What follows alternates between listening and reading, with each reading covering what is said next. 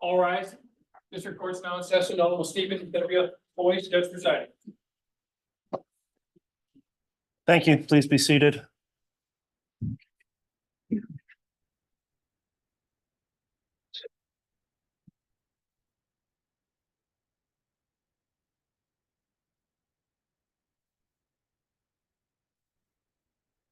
All right. Good morning, everyone. I believe we're ready to start with additional evidence. So, Mr. Bailiff, if you would please have the jurors brought in.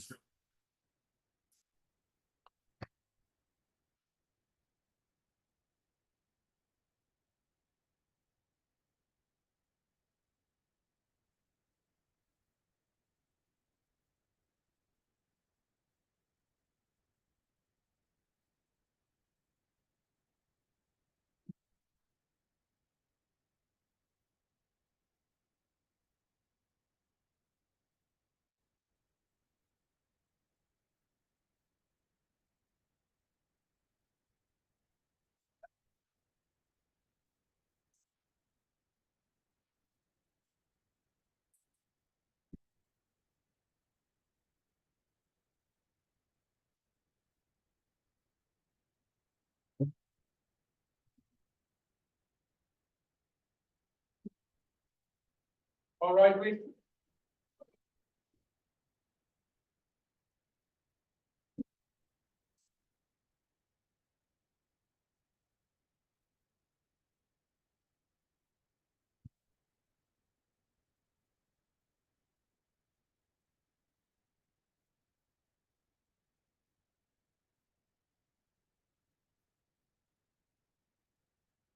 President Jennifer, for your honor. All right. Thank you, Mr. Bailiff. Please be seated.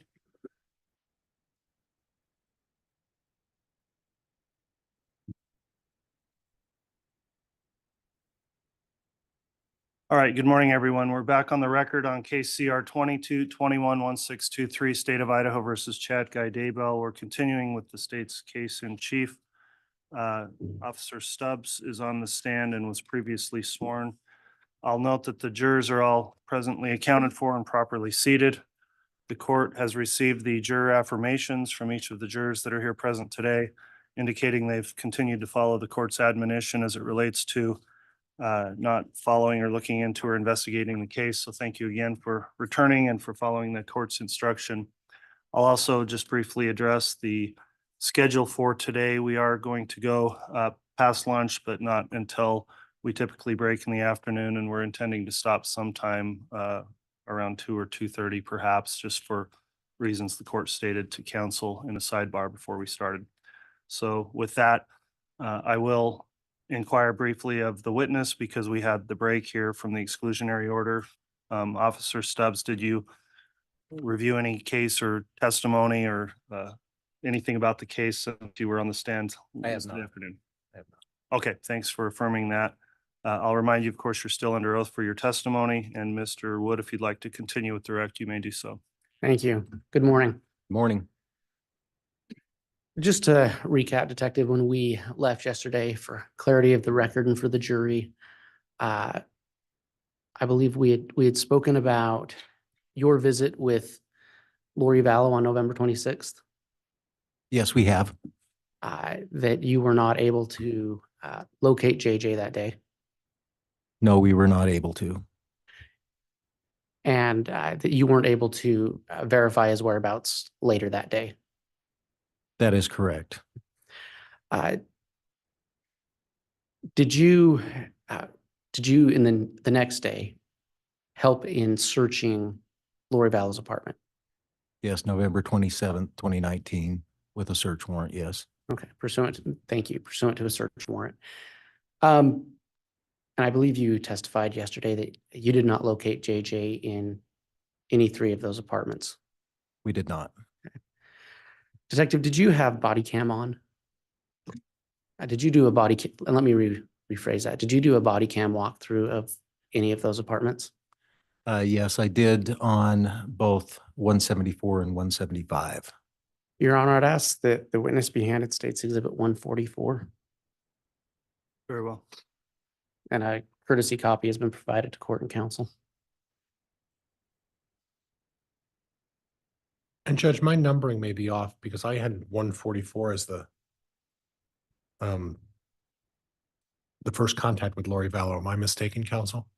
That was. 59. Thank you. Thank you. Yeah, 59. Detective, do you recognize State's Exhibit 144? I do. What is it?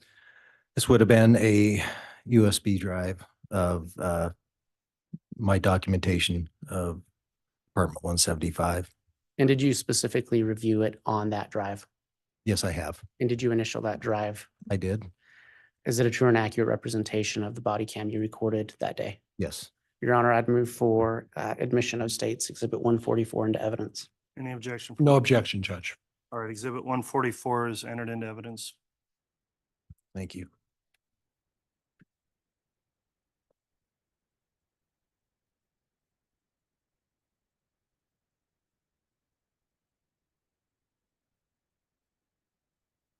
Your Honor, may I publish? You may publish.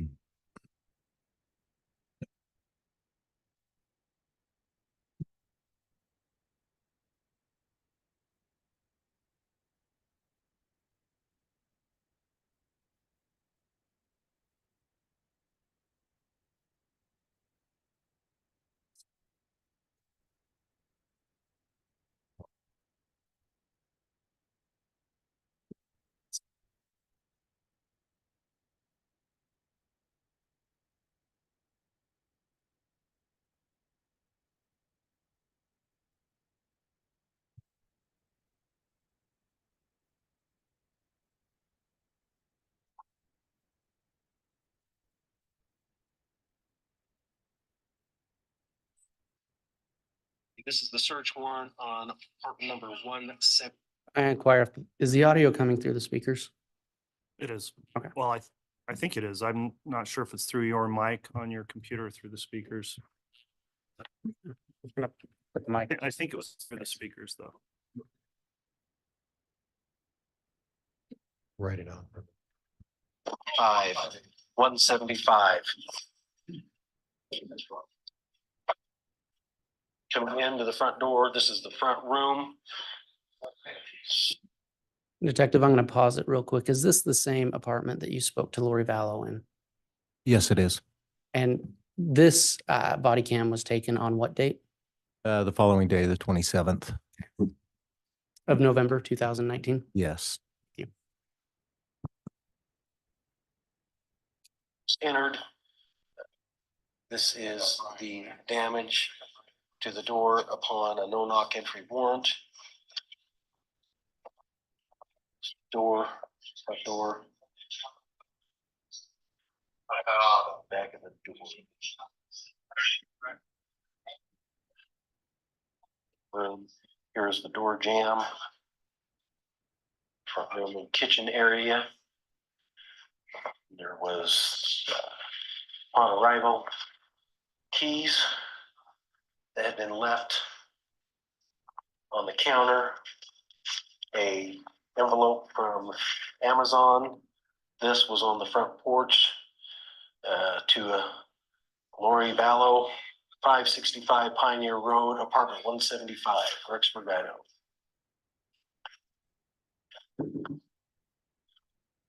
Kitchen, pantry, half bath,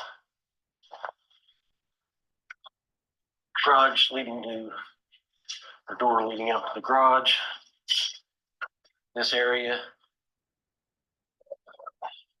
couches, tables, guns located in this area.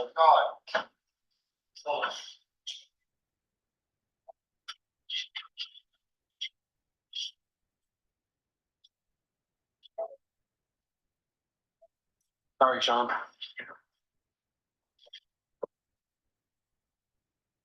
I'm going that way, Rob.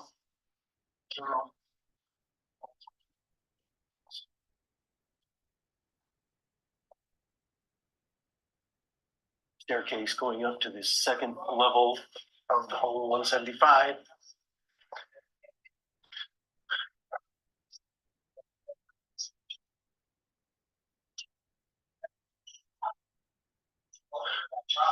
To the left at the top of the landing, it's like master bedroom, bed, a bath and closet area. Upon entering, no clothing left in this closet shower. Detective, we just heard you say there was no clothing left in that closet, correct? Yes. Was that of note to you? It made me think that the occupants, because of our day visit before, left in haste.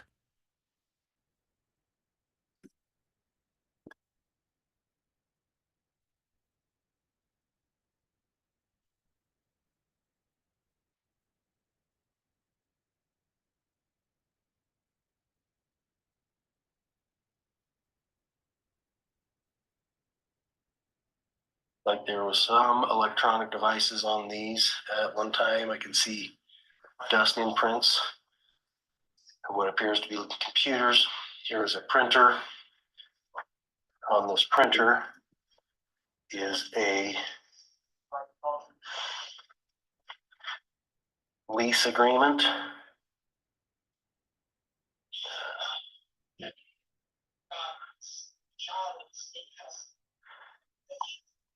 Looks like executed on October 1st, 2019. And it says a Lori Ravan, RVAN, is the leaser. Coming out of the master bedroom, a hall adjoining a laundry room to the right. Continuing down the hall to the left, a furnace, water heater, closet. Opposite that is a bathroom.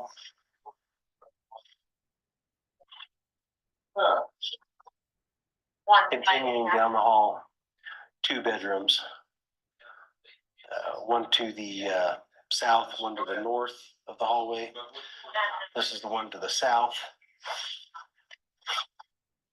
A single bed, a double bed, a closet containing a couple coats, 1 empty box, a fan, some empty hangers, what appears to be a bedspread, and this box here that appears to have possibly winter clothes, female winter clothes inside.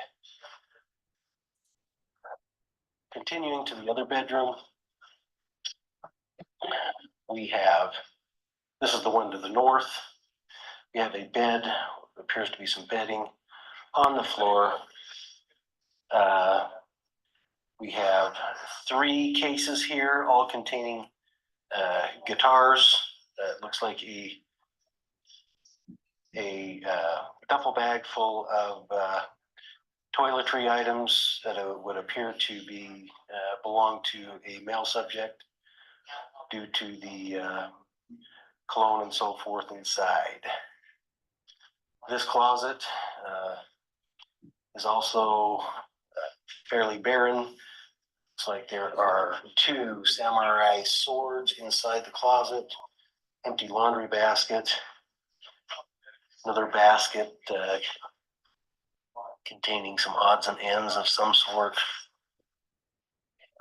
Nothing else in this room. That is the entire aspect of the home upon entry.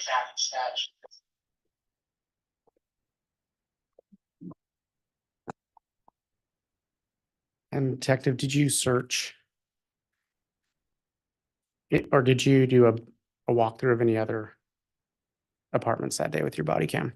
I did a walkthrough of the apartment 174, which is right next to 175, would have been Melanie Boudreau's apartment.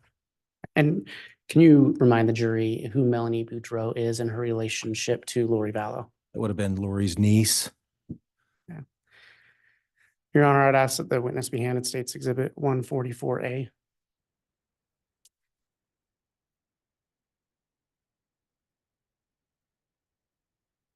Yeah, a copy has been provided to the court and counsel. All right, thank you. Detective, do you recognize State's Exhibit 144A? Yes. What is it? This would have been my documentation of the apartment 174 when I did a walkthrough after entry had been made into it as well. When you went into 174, was there anything that stood out to you? Well, this particular apartment appeared to still be, someone was residing there. The clothes were in the closet. There was a car in the garage. So it appeared to me that someone was still residing there. Something that struck me as odd is as we were searching. So this was Melanie Boudreau's apartment.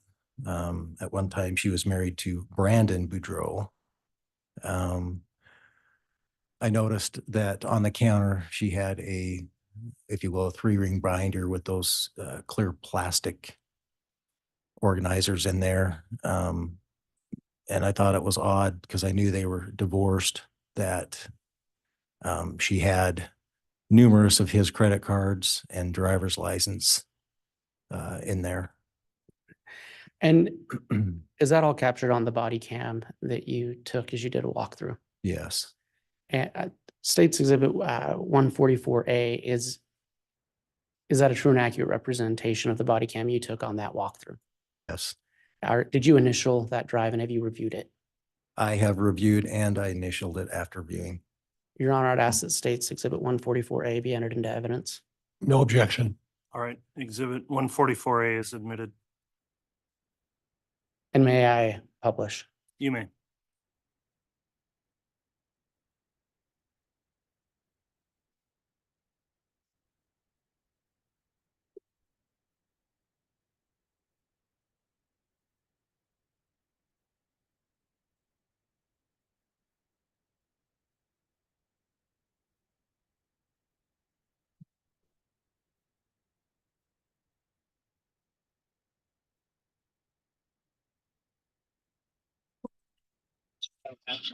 Should be, I hope it's still empty. Okay. I don't think so.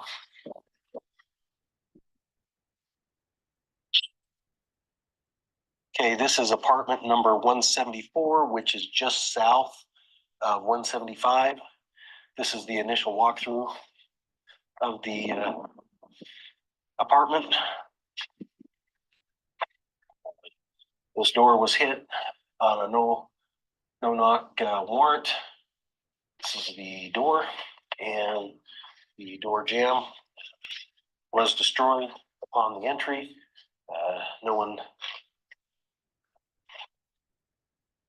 came to the door. The front room.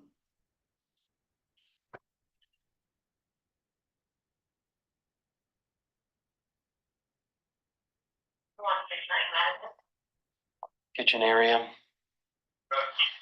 Looks like there is a couple of electronics, possible some kind of purse here.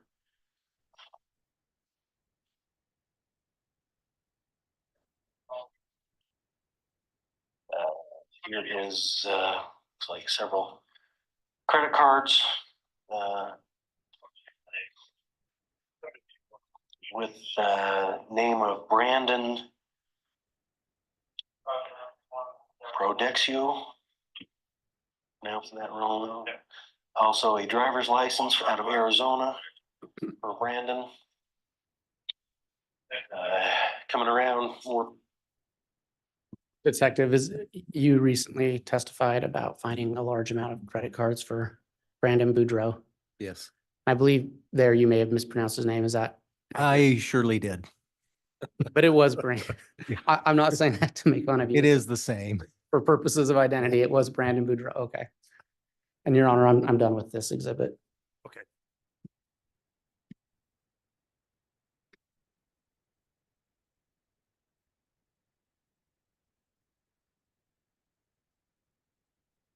And Detective, just for clarity from yesterday, you've testified that JJ Vallow was not located that day, was he? He was not.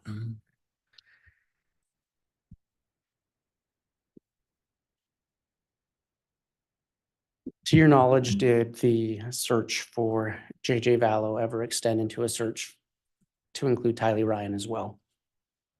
Yes, And Detective, you testified before that you have some experience in cellular devices.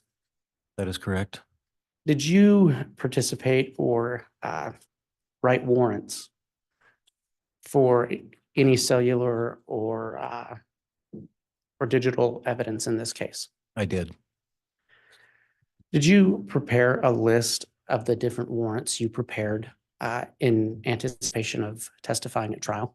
Yes, Uh, Did you do that to aid the jury in understanding the different warrants you wrote and to be able to explain why you wrote them and what you obtained from them? yes, I did. And do you believe it would aid the jury in understanding your testimony about the nature of the evidence you collected? I believe it would help them understand what we did and why. Your Honor, I'd ask that the witness be handed State's Exhibit 296. And I don't know if the court or counsel has a copy of this yet. I have a courtesy copy. Okay, and I believe he does. Thank you.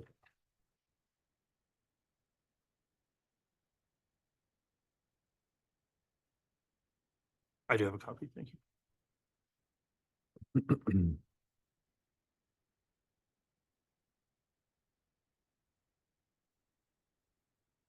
Detective, is this the list I was just speaking to you about?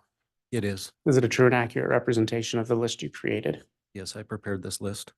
Your Honor, for demonstrative purposes only, I'd ask that State's Exhibit 296 be entered into evidence. No objection, Judge. Okay, exhibit 296 is admitted as a demonstrative exhibit. And before I go there, Your Honor, I just, or Detective, I want to clarify with you really quick. Did you ever find evidence that Brandon Boudreaux lived in apartment 174 in Rexburg, Idaho? No, May I publish Exhibit 296? Yes.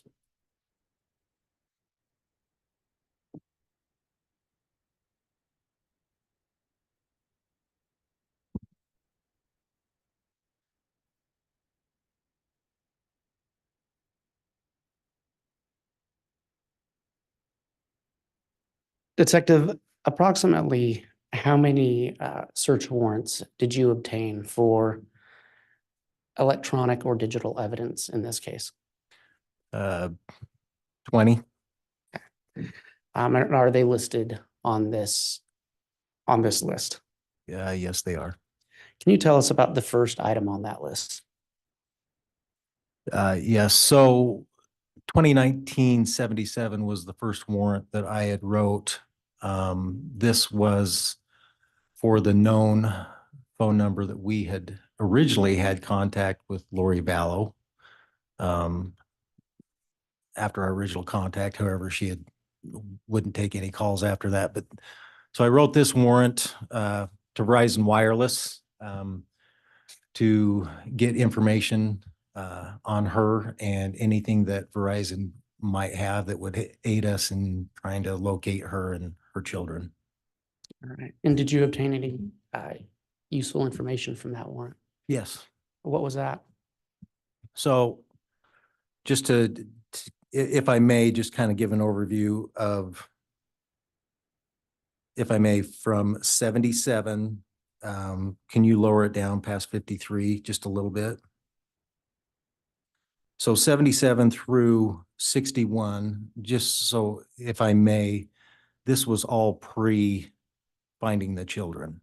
So these were all done in attempt to locate where the kids were or Lori was. And so I just wanted to clarify that these are going to be all grouped, if you will, in that aspect. Thank you. And since you brought that up, the numbers on the left, is there a method to the numbering of those warrants? So at least where I'm from, Madison County. Sure. The way warrants are issued, the first number has to do with the year, then the dash, and then the second number is what warrant was in accession, whether it me, someone else that got a warrant. So it'd be at the first year, it'd be 1, 2, 3, 4, and so on throughout the year. All right. Okay. Thank you. And so going back to the top of the list, what useful information did you obtain from that warrant? So as a result of that warrant, it led to the next warrant because we were able to get a return from Verizon saying, these are some of the names and email addresses that would have been associated with that first number. So then, as it shows here, we wrote 86 in 2019 because we were able to obtain these email addresses. As you can see, 3 of them were Gmail accounts, which in some ways is very useful to us in trying to identify and find somebody. Okay. How does that help you find someone?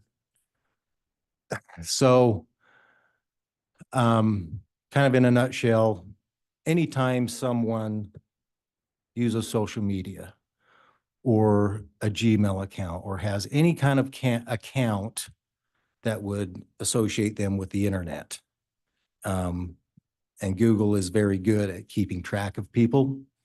And so when you use a Gmail account or you're logged on to your Google account, they are very good at keeping record of what you do and when you do it and where you are.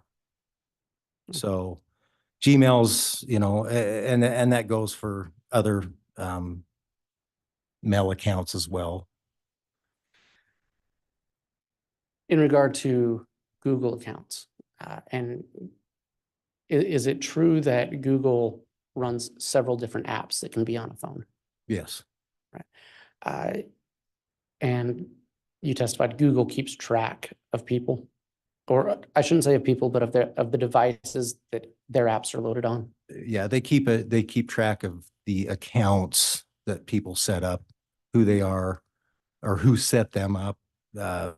Vital information that might help us especially in this case, if there were other phone numbers associated with that Google account.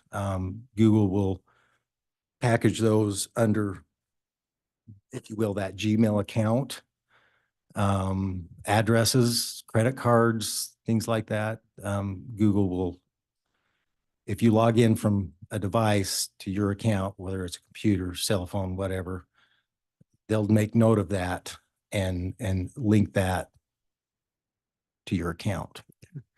And in terms of the Google location services that they keep track of, are you aware if an individual can opt out of the geolocation tracking? So there is an option through Google. If you so desire, you can turn off your location services, which would keep Google from keeping that information. So under search warrant 2019-86, you have, can you read the names of the 4 accounts you searched? Yeah, so in blue here, a result was Homer J. Maximus at gmail.com, associated with Alex Cox. Lowly Time Forever at gmail.com, Lori Vallow. Lori for Style at iCloud.com, also Lori Vallow. And Chad.Daybell at gmail.com, associated with Chad Daybell. To your knowledge, were you able to obtain Google geolocation data from any of those accounts? Yes. Which ones? Homer J. Maximus would be the one that, if you will, gave us the most information.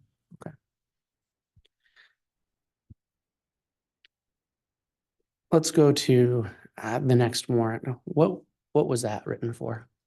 So again, we're still in the process of trying to locate children. JJ and Tylee.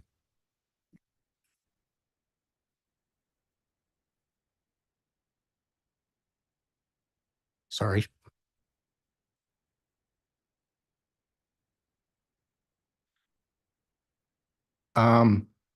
So search warrant was done for a PO box we had located for Lori in Sugar City, which is an adjoining town to Rexburg. In that mail, we found a Verizon bill.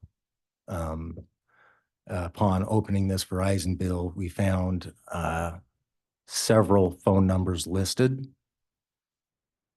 under the name of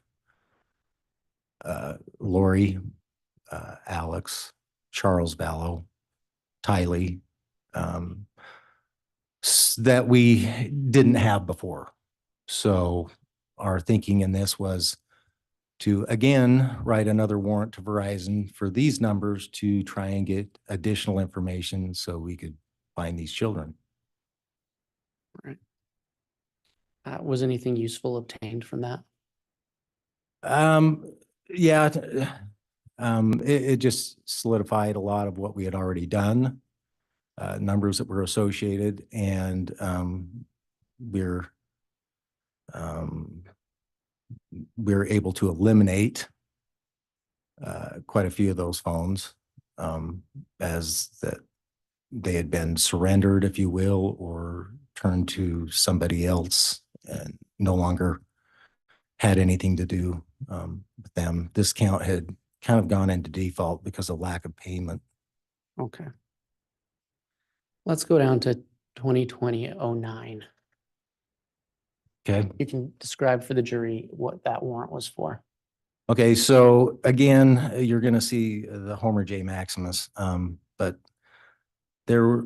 so when these apartments were abandoned, 175 particularly, no one ever returned to them after the 27th.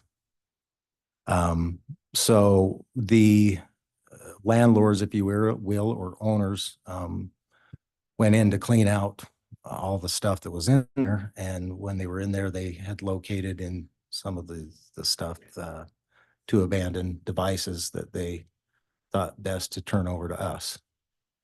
So this is a result of looking at those devices. The new one that you would see with Alex Cox is the raylamar@gmail.com.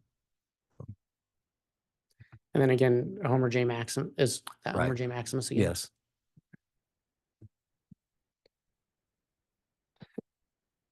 Tell us about warrant 2020-15. Okay, so this was originally written. If you notice the second number over in this warrant, a typo, I put it in parentheses here, was put 47 when it said it should have been 74. So those two numbers were just crossed. Anyway, what this means with a tap and trace warrant, we still could not get answers on where the kids were, and couldn't get information from Lori. And let me interrupt you really quick. I apologize. Do you recall approximately when you submitted this warrant, 2020-15? Would have been fairly early in January, I believe. Of 2020? 2020, yes. All right, thank you. Yeah, and if you can explain what a pen register tap and trace Sure. is. So what this does is we request this on these numbers because we believe we could associate these with the parties. The company, which would have been Verizon here, would send us live data not necessarily conversations, but where the phones would be, if you will, hitting off of cell phone towers to give us a general location of where they might be at this time, live, if you will. Okay. So it's, is it fair to say it's used to try and track a person's current location? Or let me rephrase that, a device's current location. Yes. And you did that trying to find those phone numbers that are listed there. Do you know who those phone numbers belonged to? So, yeah, this is going to be a long and short of this, but because it's going to come into connection with 2020-20 as well, because if I may kind of explain that. Sure, please do. So the 15 was wrote to Verizon Wireless. Well, ultimately, two of those numbers, Verizon said they're not our numbers. You're going to have to also get a hold of T-Mobile. So two of those numbers in 2020, as you see, T-Mobile Wireless, were in the above warrant. However, we had to write a new warrant for T-Mobile. So they're both in conjunction, if you will. Okay, now that I've explained that, ask that question again. So the numbers that are on, and I'm actually going to Okay. say between 2015 and 2021, who do those numbers belong to? So we believe those numbers to be associated with Lori Vallow, Alex Cox, Tylee Ryan, Chad Daybell. If you were looking for Tylee and JJ, why were you looking at Chad Daybell's location? Well, I mean, Lori and Chad were married. We couldn't get a hold of either one of them. We couldn't get any straight answers as to where they were. We couldn't get any answers as to where the children were. So they were associated. And I'm going to just kind of back up just really briefly. When you obtain a warrant, how do you obtain a warrant? So we have to enter what is called a probable cause affidavit to the court on why we want it and what we believe we will find once that warrant is signed by a judge. So with that probable cause affidavit, a warrant for what we are looking for is presented to the court. The court reviews that. If they feel like our probable cause is just, a judge will sign the warrant, allowing us to move forward with serving the warrant on whoever it is we're serving it on. So the warrants are signed by the judge. That's correct. On these pen register / tap and trace warrants, were you able to locate Chad Daybell and Lori Vallow through those warrants? Yes, we were able to locate the devices which we believe to be with them in Hawaii.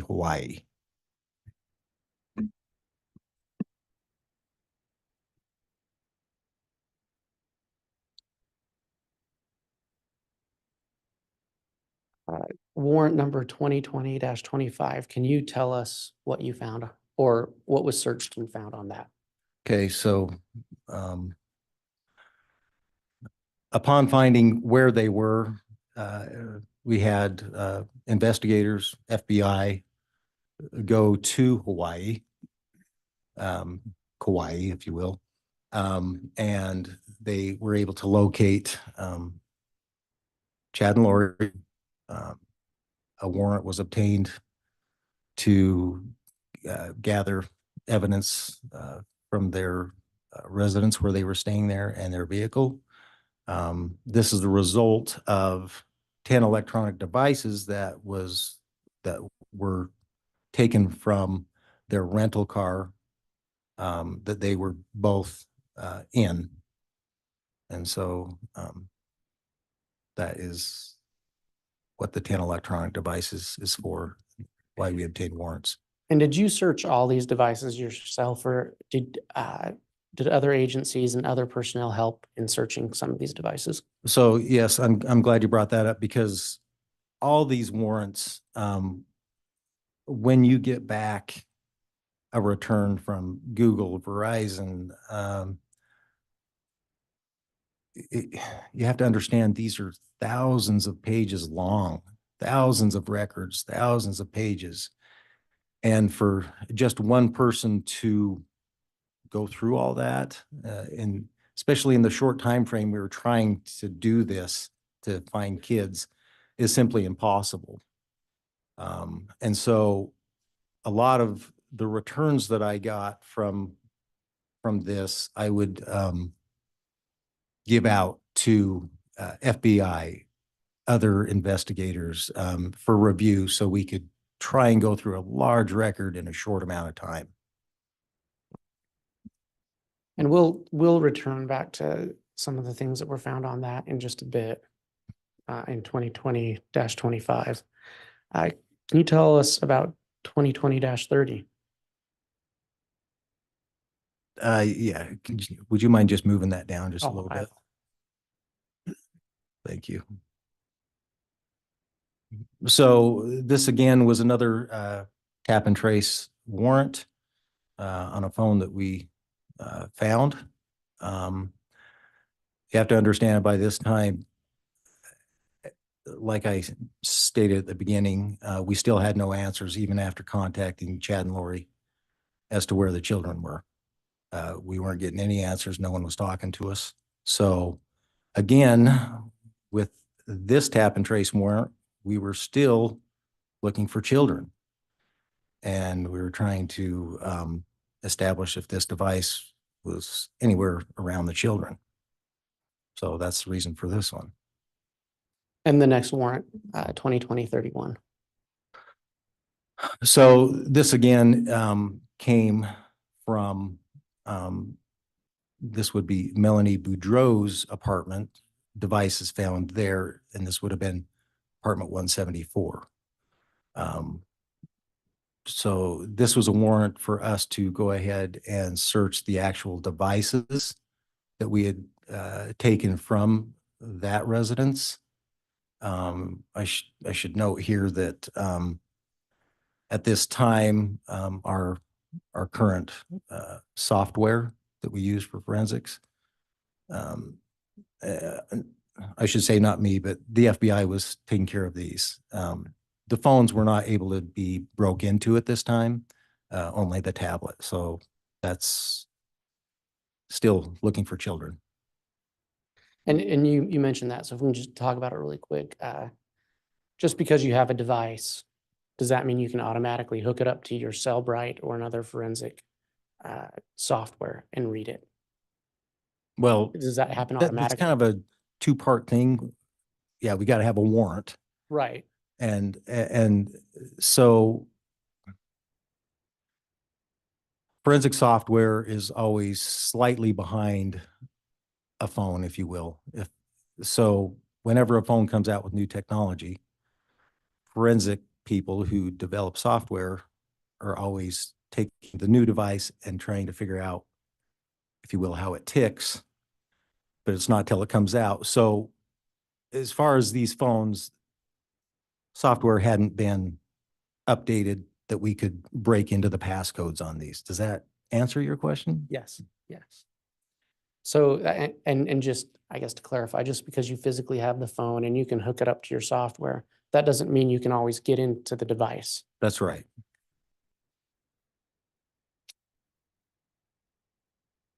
Can you tell us about 2020-46? So we were able to establish that these were two different numbers belonging to Melanie Boudreau. And, you know, as far as at this time, we didn't feel like she was being cooperative either. We knew that Judge, I'm going to object at this time. I've been somewhat relaxed, but I need some foundation for him to be able to make these kinds of statements. Mr. Wood, do you want to respond to that? Approximately when did you obtain this warrant for the two numbers for Melanie Boudreau? It would have been probably later spring. I can't give you an exact date without seeing the warrant itself. And that's okay, but it was later spring of 2020. Yes. And at this time, had you found, or not you, but had law enforcement found Tylee and JJ? No. And were you trying to obtain information from Melanie Boudreau about the whereabouts of Tylee and JJ? Yes. Why would she have that type of information? Or why, let me rephrase that. Why would you think that she might have that type of information? Well, in interviews, we felt like she was Judge, I'm going to object at this point. There still hasn't been sufficient foundation. He's referring to other interviews. He's not identifying them, and I'm not even sure he participated in those interviews. I'll sustain that, Mr. Wood.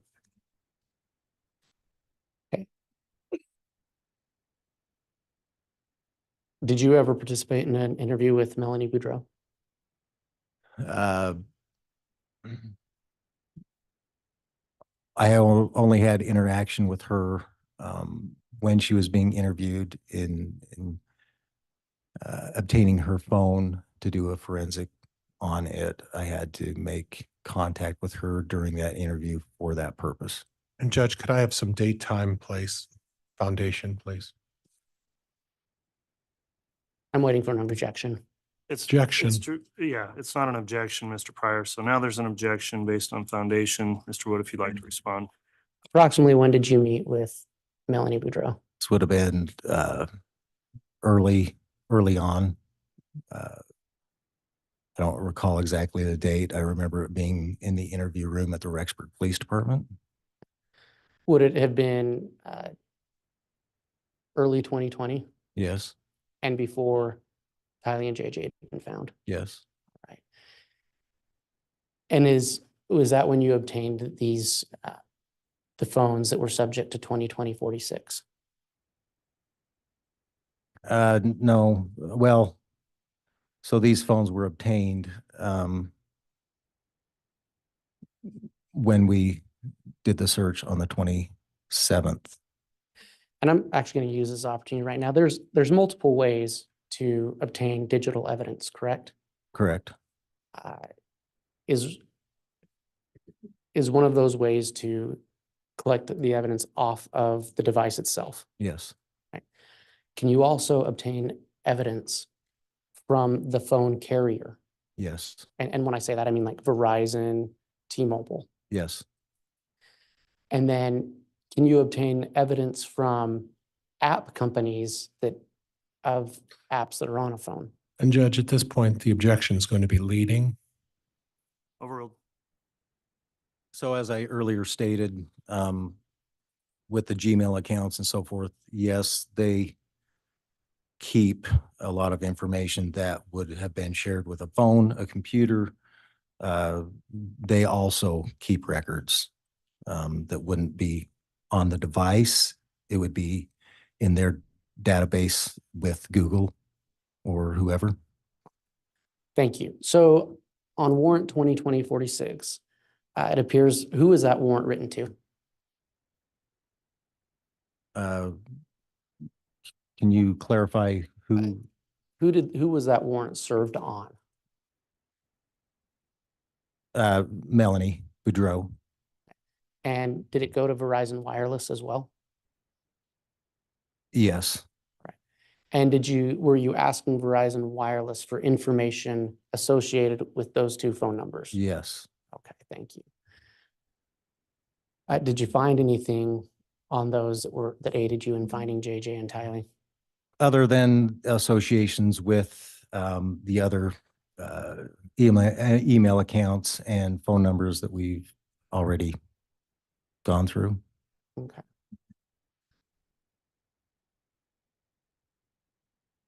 Tell me about the next warrant, 2020-53. Approximately when did you write that? So this would have been after Lori and Chad were served in Hawaii. In searching the vehicle, there was a notebook found. This notebook had pages of, if you will, user accounts and email accounts and so forth. There was a page in there from the car that all these email addresses were listed, and therefore we again obtained additional warrants for some of these in hopes to locate the children. At the bottom of 2020-53, what do you have written there? So a lot of this was still during, not making excuses, but pandemic time. So we never got a response from Google on this warrant after months. And so yeah, they never responded.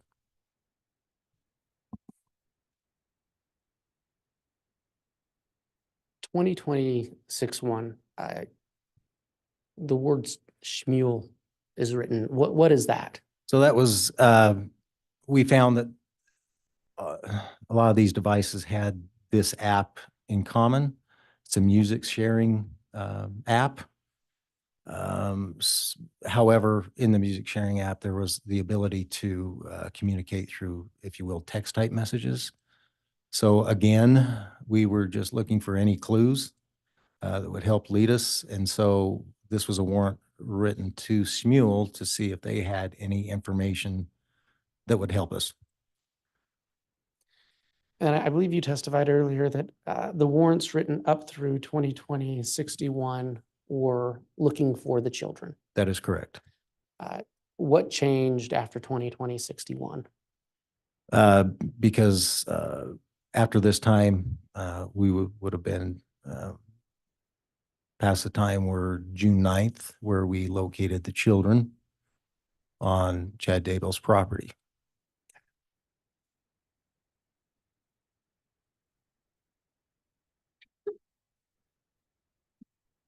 What was the purpose of 2020-74? So this is in conjunction with the FBI with their CAST team. And do you know approximately when it was that warrant was obtained? This would have been, I believe, within a couple weeks after the 9th. When you say the 9th, can you?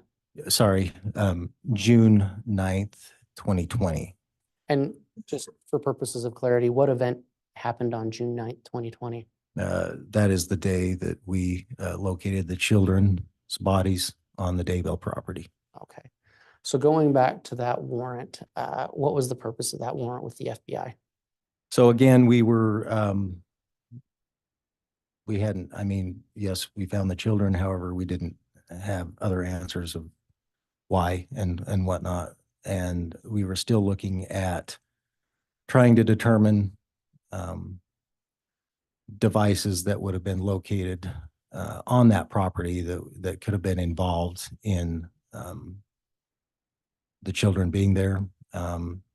So the purpose in this was to take specialized equipment onto the property close to the locations where the children were found and get signal strengths from cellular towers and be able to precisely say what tower, what the signal strength was and so forth. The FBI did that part. I was with them. However, I was just really the one that obtained the warrant and served it at the property. All right. And then they did the work on that. That is correct. The next warrant, 2020, it looks like -76 and 77. Yeah, so that's two different warrants, but When approximately were those obtained? I'm sorry. When approximately were those obtained?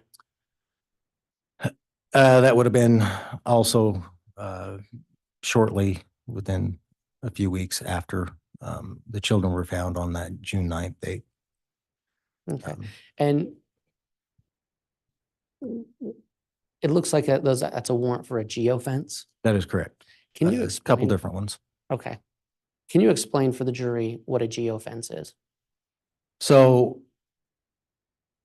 again, the theory here is, as I explained in the previous one, we're trying to find out, if you will, devices that would have been in the vicinity on certain dates and times, where we believe the children had been buried on the property. So when I say a 250-meter range of the center of the properties in this, so if you were to take and put a dot and then draw a circle 250 meters out, which is approximately, it's approximately like 2.5 football fields in circumference.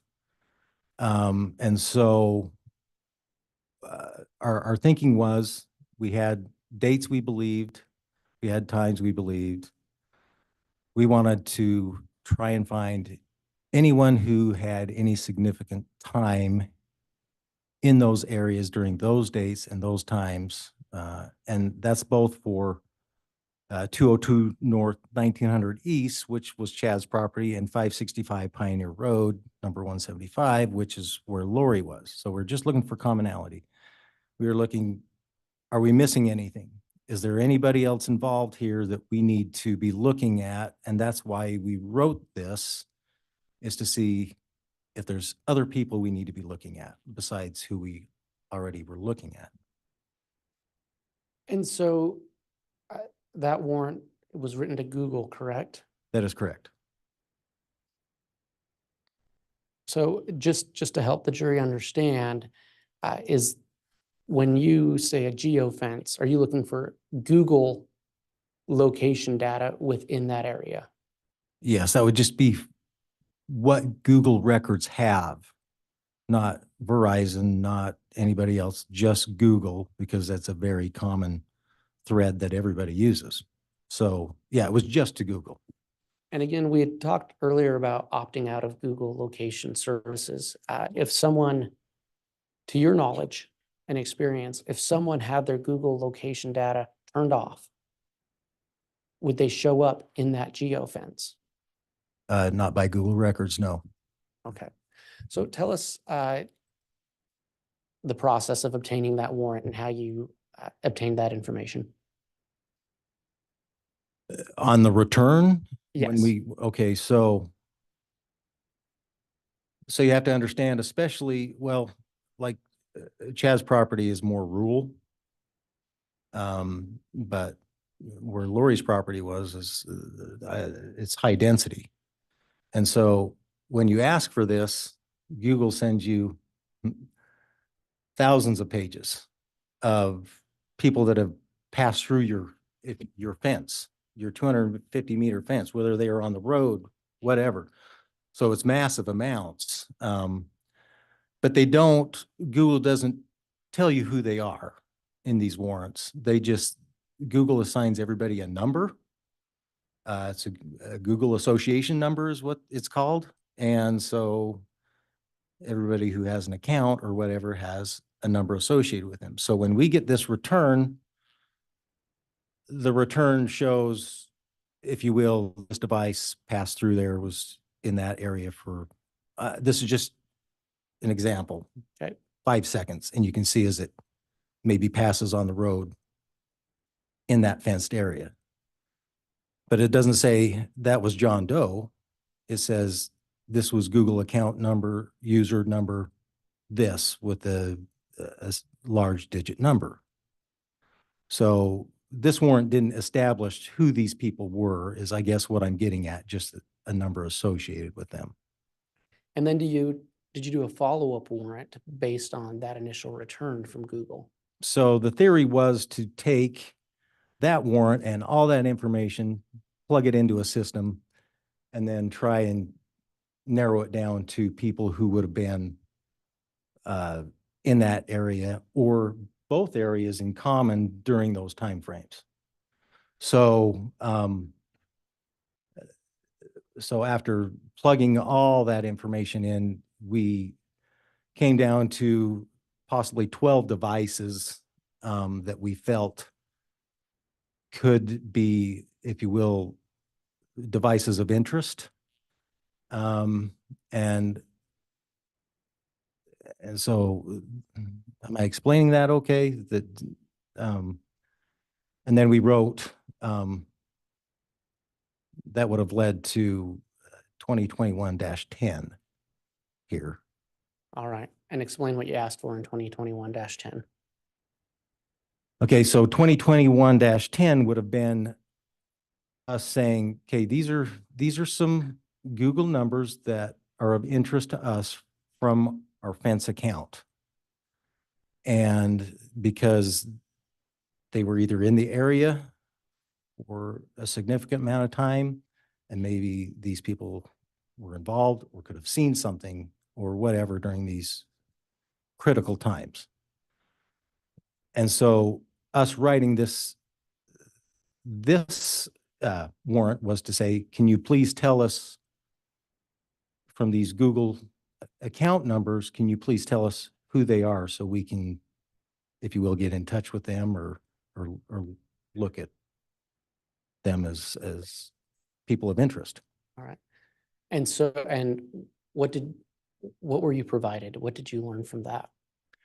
Well, so after writing this warrant, we didn't receive a response from Google. And after much time had passed, I was finally able to get a hold of someone with Google, which is almost impossible to talk to a live person, but I finally get a hold of them, and their advice to us was to shrink our search a little bit more, that they felt looking for 12 was too broad. And so that's why they hadn't responded to our warrant. So, which at that time, then Follow we, up on that? I'm yes, sorry, I didn't mean to speak No. over. Did you follow up on that? yes. So at that time, we lessened it by 2 when we wrote 2021-20 for 10 devices that we felt were of interest. And we did receive from Google at that time the account holders' information on those 10 devices or 10 accounts. Okay. And did you, what did you learn from that? Well, so out of the 10 account holders, background checks were done, checks for associations with Lori, Chad, Alex. We could never find, other than Alex himself, any of the other people that would have had association with these 2 other parties. So just to clarify, you wrote these warrants for these geofence areas around Chad Daybell's property and where Lori Vallow lived, correct? Yes, on particular, those particular dates, yes. And you were looking for numbers that had some commonality between the 2 locations. Right. And at the end of the day, the only number you found was Alex Cox's. That's right. Just briefly, can you tell us about the last warrant you have on that list? Yeah, so this was a warrant that, so the children had been found. We were just trying to make sense of everything we had.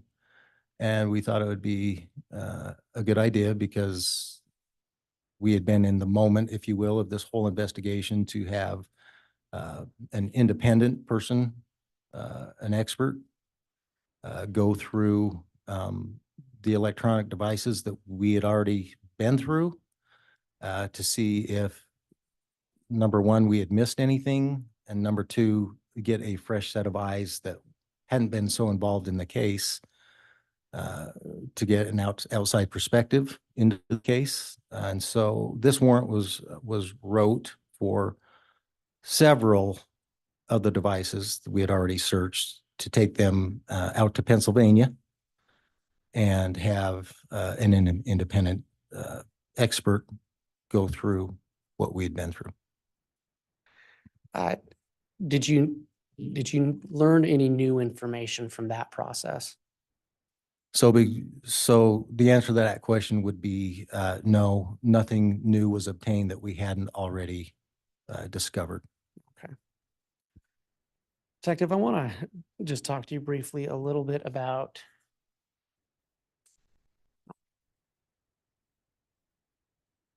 some of the things you found when you did your searches. I listed on Exhibit 296, and you've spoken about Lolly Time Forever. One of Lori's Gmail accounts, yes. And did you ever look, did you specifically look at that account yourself? Lolly Time? Yes. Yes, Right. Did you ever have occasion to look at the search history on it? yes. Were there any searches that stood out to you through your investigation? Yes, there were a few that brought me concern. Right. Was there a search on August 25th that interested or that was of note to you? Yes. What was that for? So on August 25th, the user of this account, which the name on the account was Lori Vallow. The user of this account on the 25th looked up wedding rings made of malachite, visited some sites with that. At one point, the user attempted to make a purchase of 2 of those rings. And they were basically silver with the green malachite through the middle of them. Each one was an 11.5 size ring, and the other one was a 4.25. And a purchase was attempted for a total of $808 on that date. Are you aware if that purchase was successful? No, I was later able to find out that the credit card used had failed, and so the purchase was never completed. And on this same account, Lolly Time Forever, was there anything that you noticed in the search history on September 20th? September 20th, which was 3 days before we believe JJ. Judge, I'm going to object at this point. It's non-responsive I think he's just providing information for the answer, Your Honor. and it's non-responsive information. It's overruled. You can answer. So on the 23rd, when we believe JJ was deceased, on the 20th, knowing, well, the user of the account looked up the definition and meaning of possessed. And to clarify, I don't know if I did this before, Lolly Time Forever, who was that account associated with? Lori Vallow. And then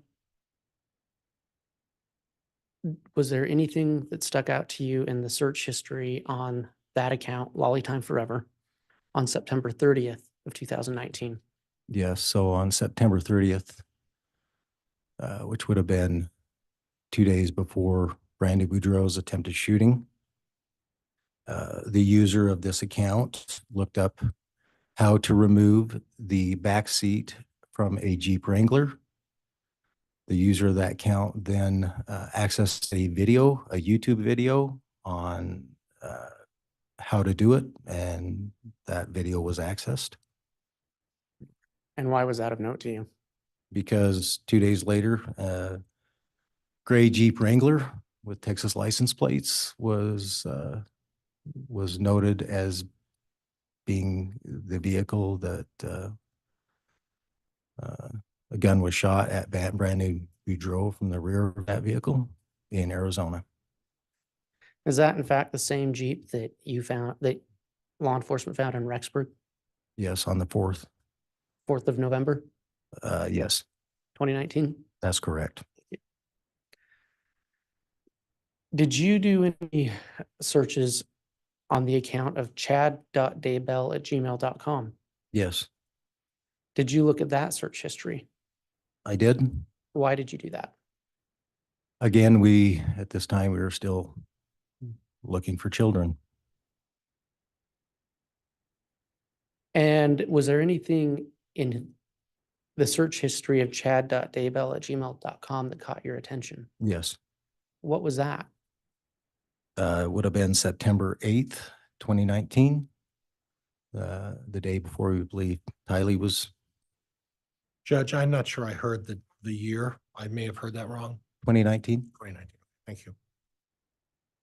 And what did you find?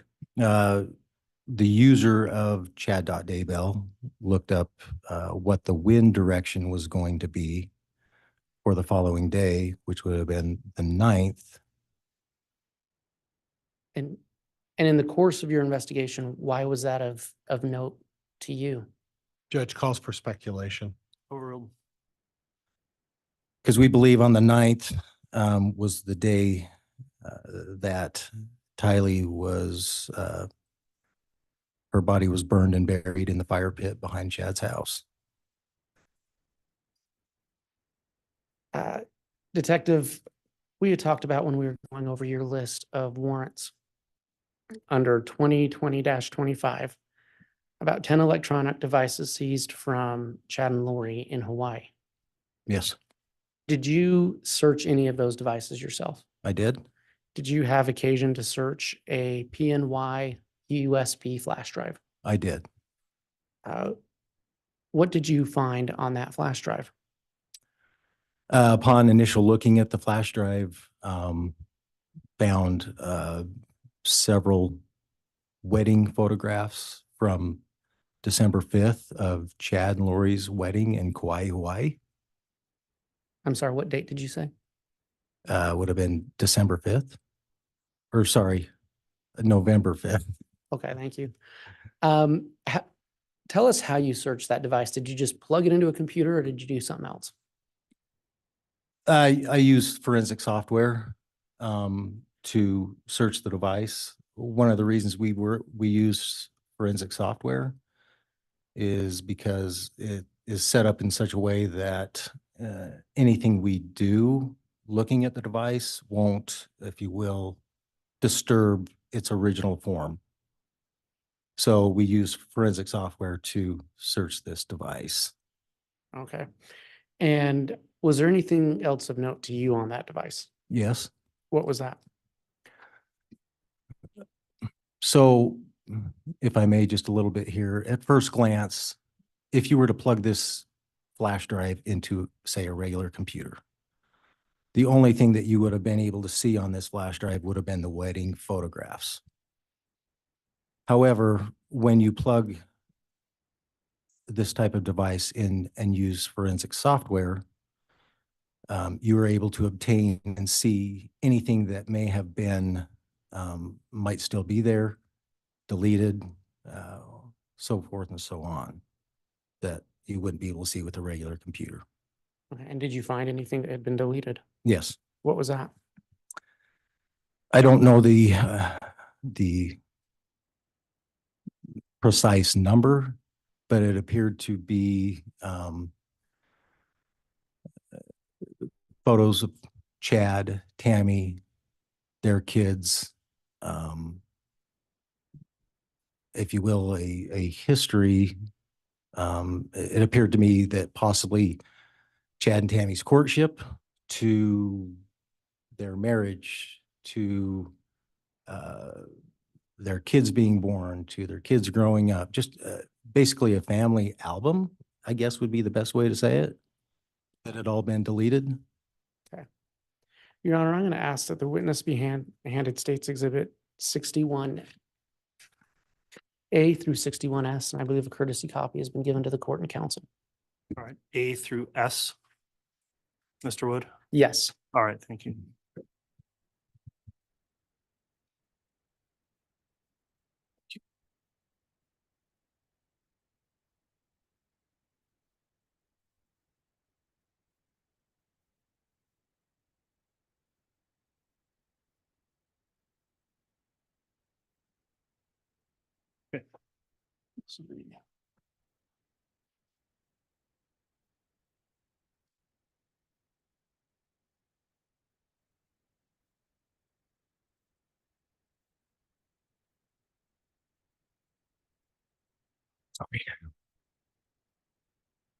Detective, can you briefly review 61A through S and then let me know when you've had a chance to do so?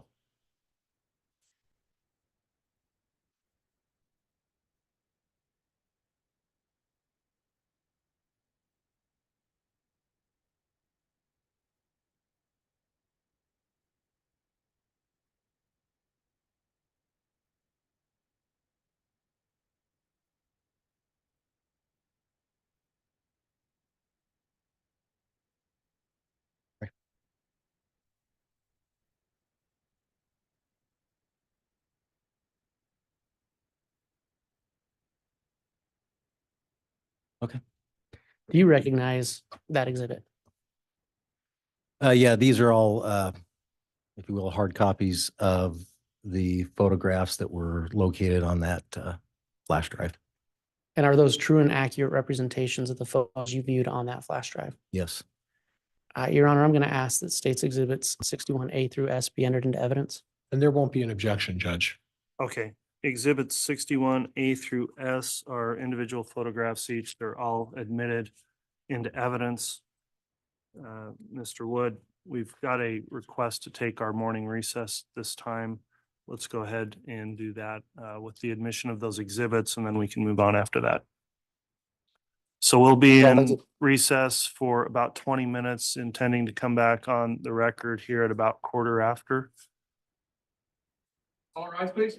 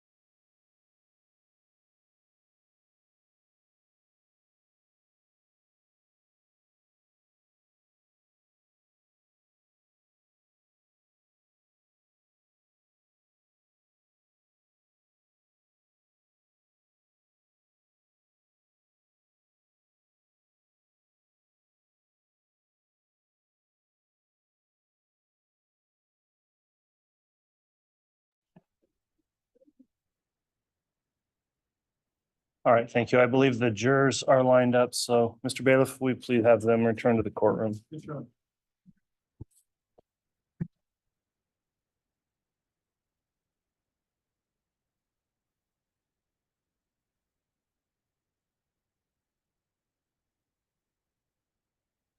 All right, please.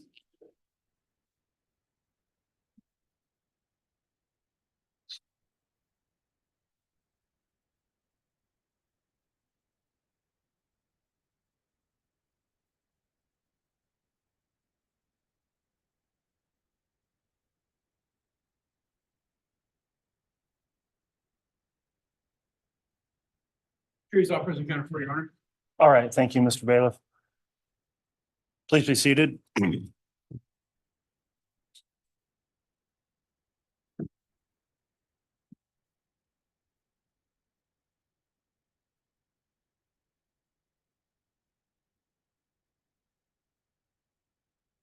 We just concluded the mid-morning recess. We're back on the record on case CR 22-21-16-23, State of Idaho versus Chad Guy Daybell. Detective Stubbs still on the stand on direct. We just admitted States Exhibits 61A through S. And if you'd like to continue on direct, Mr. Wood, you may do so. Thank you, Your Honor. And if I may publish, You may. And as you publish, please reference each individual photo by its exhibit Okay. number.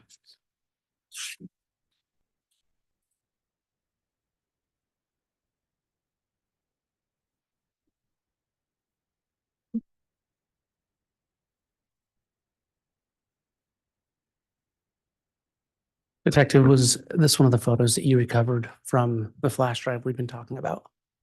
Yes, What does it appear to be? appears to be Chad and Lori on the beach in Hawaii with the pastor, uh, possibly doing a wedding ceremony.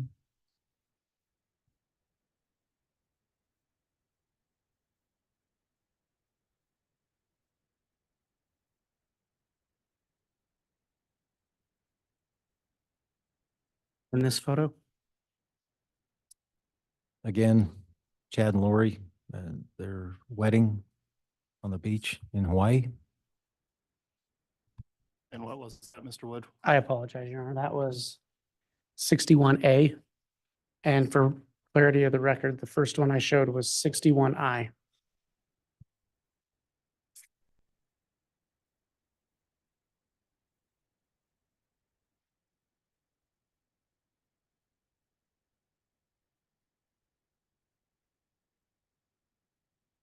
If you can say what you observe in 61B. Again, appears that they're on the beach again. Chad has a ukulele and Lori appears that she's dancing.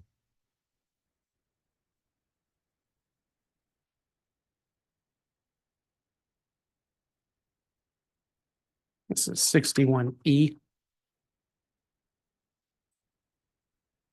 E is an echo. And what do you observe? Again, another photo. This is one that I do get a glimpse of a ring on Chad's left hand.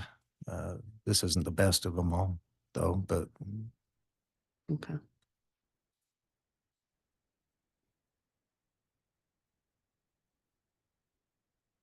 $61K.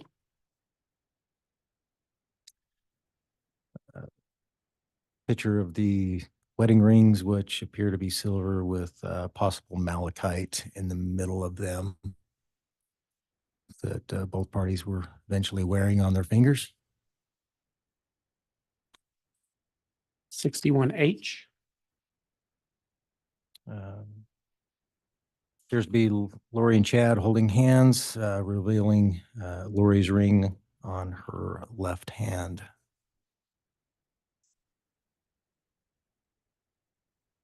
$61M. Similar to the first, other than you see rings on both parties' hands.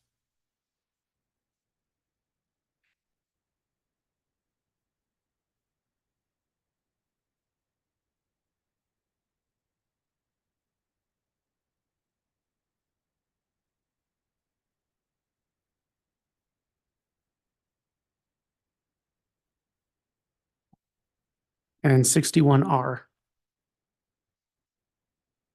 This would appear to be Chad and Lori at some point, appears to be in Kauai, Hawaii, in front of what appears to be the LDS temple. Thank you, Your Honor. At this time, I have no further questions for this witness. All right. I'll have the bailiff retrieve those photos.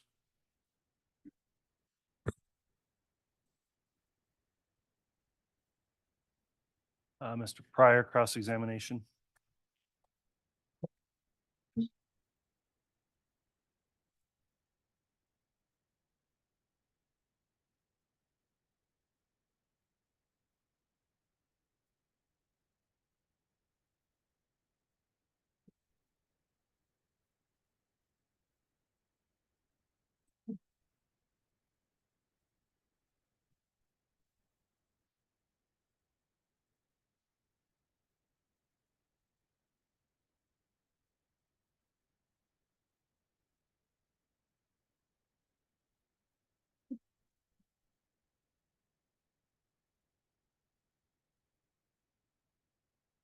Judge, before I start, my understanding is it's by Turn on the way, microphone, please, Mr. Pryor. we're going to learn, am I? Before I start, Judge, I understand this is by stipulation of the parties. I have Exhibit 50 and it's Defense Exhibit 50. And I still, again, it's Glenn Bard's report that was referenced by Officer Stubbs on the last line of his exhibit. I have the actual report of Glenn Bard, so I'm moving for admission of Glenn Bard's report. All right. No any- objection. No objection. Very well. Defense Exhibit 50 is admitted.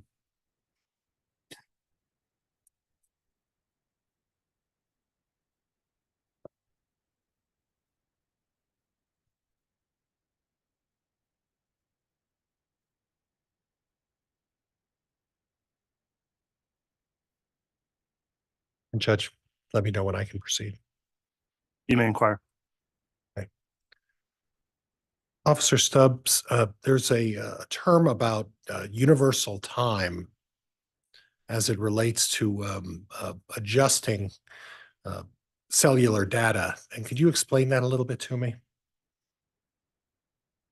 So UTC, where, if you will, where time is zero, and then as you move around the earth, you gain or lose an hour from that standard time.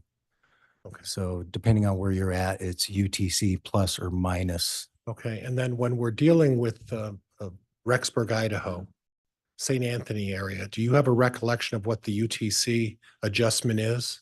It depends on the time of year, but it's usually UTC minus 6 or 7 Okay, so six depending on daylight savings. daylight savings time, but for generally it's a six-hour adjustment. Would that be fair? 6 or 7, depending. Yeah. Okay. Now you made a habit of going over the body cam of the apartments, 175, which would be assigned to who? Apartment number 175 Pioneer. Well, Lori Valla was living there. Okay, and then on 174, who was living there? Melanie Buro. And then 107, who was living there? Well, 107 was originally assigned to Lori. However, we know Alex was living there at one time, but when we went there on the search warrants on the 27th, it was totally vacant. Okay. And as part of your search warrant, did you also have a habit of going through the garages of those particular units as well? Are you referring to my body cam or? No, I'm talking Just- in general. Did you also go through and look through the garages as part of your search? That would be practice, yes. Okay, and you did that on this particular occasion? The garages were going through, yes. Okay, that wasn't necessarily part of your body cam, was it? Well, from the body cams, I did reference the garage. Okay. You didn't take particular notations during this presentation, anything substantial about what was found in the garage. Is that fair? Other than the guns, no. Okay.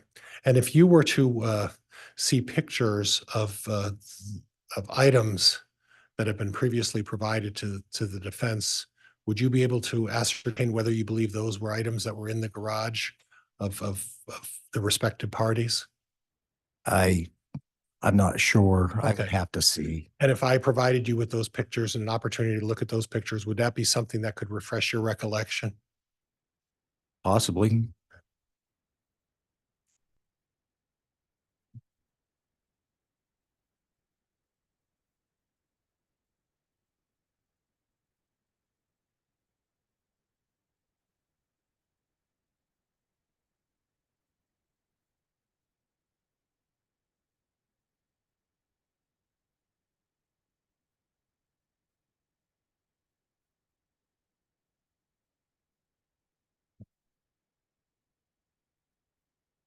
And Judge, if I could have the bailiff hand to Officer Stubbs. I have a thumb drive with a number of pictures. I'd ask Officer Stubbs, if you have some difficulty, please advise, and I can help you scroll through these respective pictures. Okay, the device can be handed to the witness.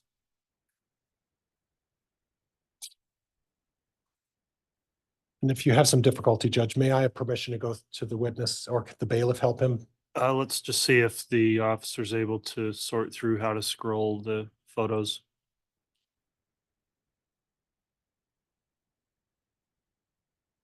Is it a touchpad? Can you swipe, or do you have to use? I think he can arrow them down, Judge, or he. Yeah, I can see the arrow to next. So you want me to go ahead and look at all Go these? through 104A through the bottom of all of those, if you could. I don't see where it's listed as like 104A. Oh, okay, it was on 104B when I got it. And if necessary, you can zoom in if you need to. You want me to go through how many? Sorry. Just go through the end of them, and it's 104A through, I think there's about 15 photos. So if you could go through the list there. Okay.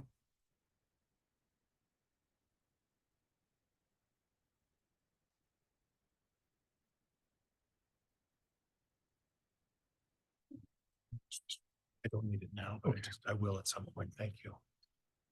Not today.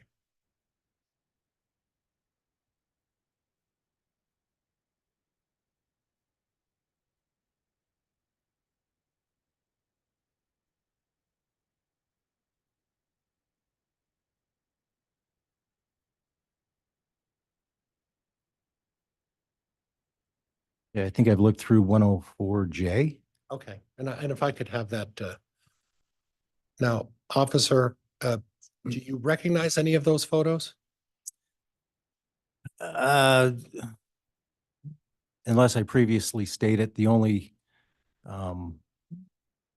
if those came from 175, I was not, other than documenting the initial entry, I was not, from my body cam, what everyone saw, I was not involved in the search of 175. My directive was more in 174, so I don't recognize. Okay. So other than the fact that you made mention of guns, you don't have any specific recollection of the items that are listed in these. Mr. Pryor, please talk into the microphone. You don't have any recollection of the items that are listed in that particular series of photos. Is that fair? No. Okay. So you don't have any recollection of recalling seeing any of those items in any of the photos. Is that fair? Personally, no. Okay. Did you find any other information through your investigation to determine whether any of those items are items that were found in any of the garages of the three parties you searched? Restate that. Through your investigation, were you able to ascertain whether any of those items were items that were obtained from the garage of the three parties that you searched? I wouldn't be able to testify to that. Okay. Okay. Now you spoke of the fact that you felt that the apartment of one of those folks was abandoned. Is that right? Yes. Okay, and then you spoke of the fact that you felt that, at least you implied that you felt that Lori Vallow was fleeing. Is that correct? Objection misstates the testimony. Sustained. How about you felt that she had abandoned the home? Is that what you were implying? Objection, that also misstates the testimony. Overruled. I believe that in walking through 175, that the clothes were all missing and possibly the people left in haste. Okay. Now, as part of your continuing investigation, did you come across any data that suggested tickets or purchase of tickets to Disneyland or to Knott's Berry Farm were made prior to your search on the 26th? That's not something that I investigated personally. Okay. Do you have some information that there was a trip planned by Chad Daybell's family 2 weeks prior to the search of the 26th? I don't recall the date, but I do recall that there was possibly a trip to Disneyland or something, yes. Okay, so this wasn't a situation where Mr. Daybell was trying to hide his whereabouts. He purchased tickets and planned a trip 2 weeks before this search to go with his family. You're aware of that, right? Objection, Your Honor, that misstates the testimony. His testimony was about the apartment of Lori Vallow. Sustained. So the representation that you felt that the apartment was vacated by Lori Vallow, that doesn't imply that Chad Daybell was vacating his premises, does it? Objection, No. false or speculation. Overruled. That doesn't mean Chad Daybell was vacating, was it? Well, it wasn't Chad's home, Right. It was Lori Vallow's home, right? correct? And then the other one was Alex Cox's home, correct? Melanie Boudreau was next Melanie door. Boudreau.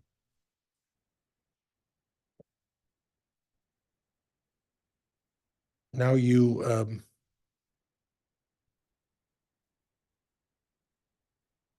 made mention of the Jeep and the search regarding the Jeep and regarding Brandon Boudreau, correct? Search? Yeah, the search to how to get the back seat out of a Jeep, right? Okay. Thank you for clarifying That's okay. that search. That's okay. And are you aware that Chad Daybell is not criminally implicated in the attempted murder of Brandon Boudreau? Yes. Okay.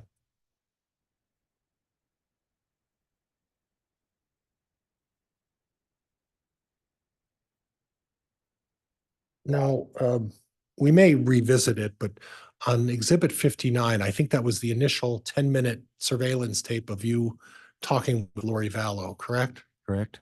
Okay, and on that tape, she made a number of representations. And during the 10-minute interview that you had with her, who was present with you at the time again? I'm sorry. Lieutenant Ball and Officer Kellen Wetton was also there. Okay.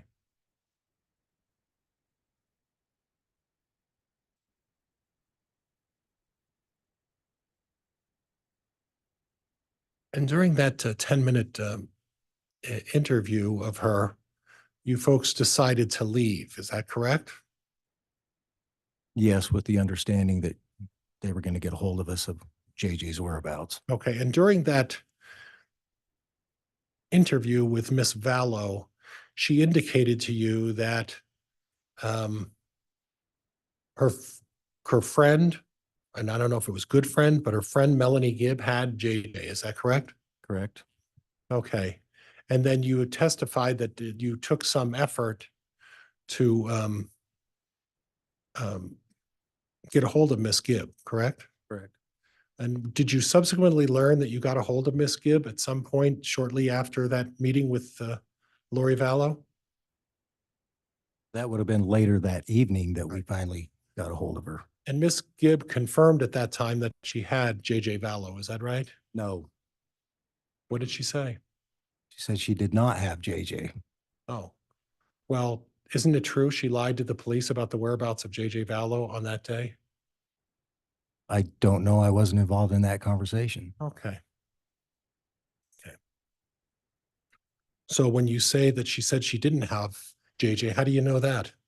If you weren't involved in the conversation?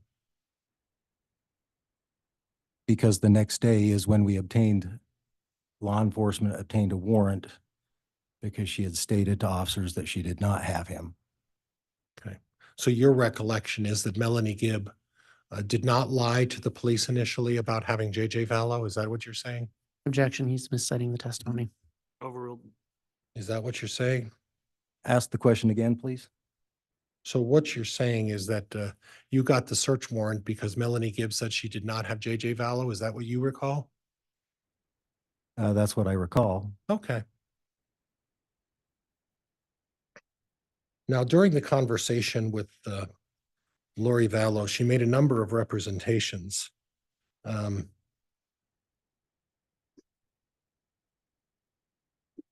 She made some mention of the fact that she was going to be moving back somewhere with Melanie Gibb. Do you recall that? Yes. Okay. And that her and that JJ and Melanie were at a Frozen movie or something?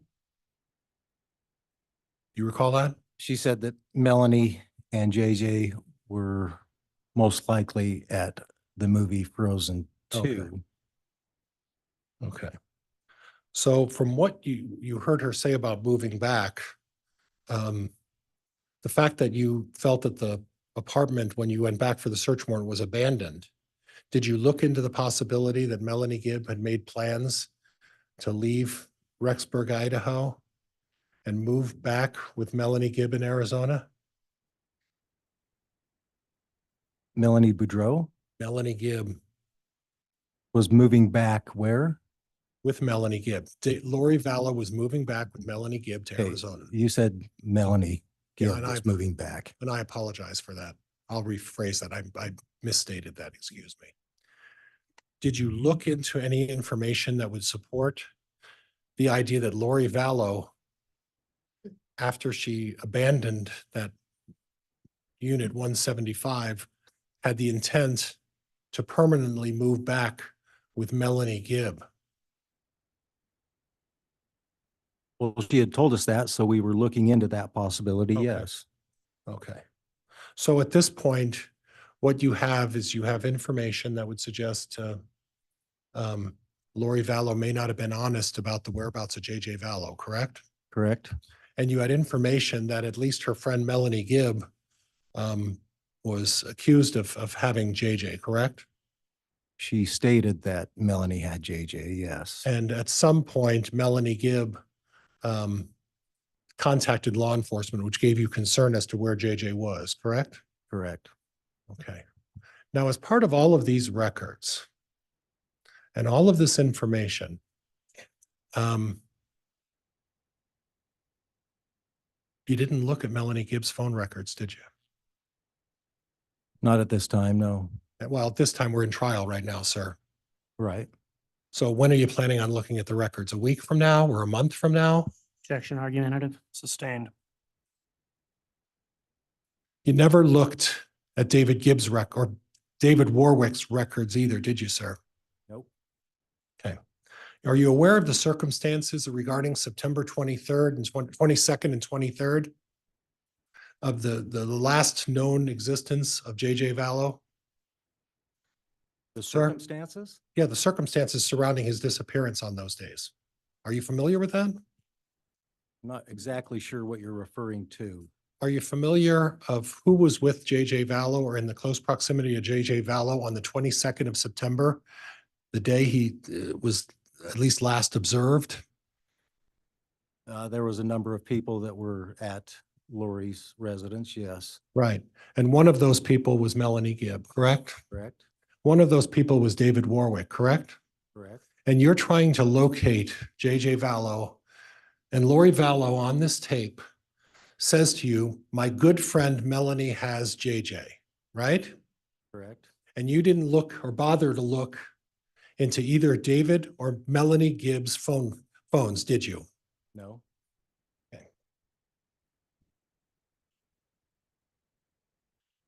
Would you agree with me that Miss Vallow was very convincing? No, You wouldn't? no, Okay, well, you showed up and were there for 10 minutes, right? correct. She talked to you about a number of things and made a number of statements, and would you agree that a good number of those statements were not truthful? That's correct. And yet you didn't take any sort of action to detain her or to hold her, any type of, any sort of action that way, law enforcement action to detain her, to hold her from fleeing on the 26th, right? Correct. Okay. Then you went back again and talked to her, correct? On that same day? Yeah. Yes, yes. And then again, you didn't take any action, correct? Well, we hadn't established that JJ was not with Melanie Gibb at that time. Therefore, we had no reason to detain her. Now, I noticed during the tape recording that there was a comment that was made right after the first visit with on the recording. And if we have to go back, please tell me if you don't remember, we can revisit that. But after you left Lori Vallow's apartment, you made the comment, not. Do you remember saying that? I do. Yeah, and not, if I understand correctly, and please correct me, is a situation where that's sort of a code word for telling law enforcement to turn off your body cams and not record what you were about to talk about, correct? That would be correct. So in other words, as part of this investigation, you chose that we're going to not allow these statements to be recorded. That we're going to stop this body cam because we don't want to reveal or provide the information that the three of you officers were going to discuss. Is that correct? Objection argumentative. Overruled. Is that correct? Yes, we were going to state our opinions. Okay. We didn't get the benefit of your opinion then because you turned off the cam, right? That's right. And at the conclusion of the second body cam, did you do a little knock knock there too? No, Okay.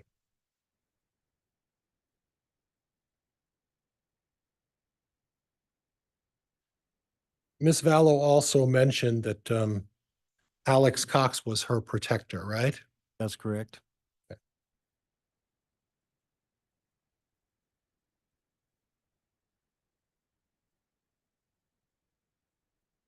And you made mention that Melanie Gibb was not answering her phone, correct? You testified about that? Yes, And you made mention that Lori Vallow was not responding as well to phone calls, correct?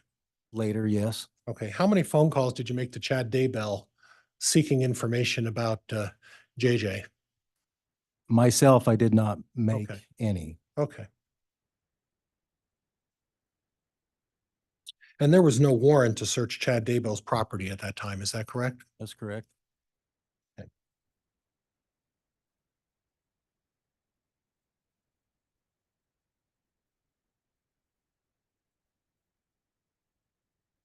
And through your research of all of the devices, you didn't find an email or Facebook posting or text that said from Chad Daybell saying, Lori, let's kill the kids. You never found anything like that, right? I did not.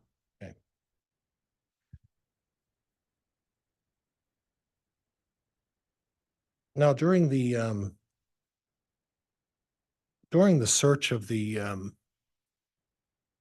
of one of the apartments, I noted this, and I noted this before. You made it, and you know everybody who was at the apartment during the search, right?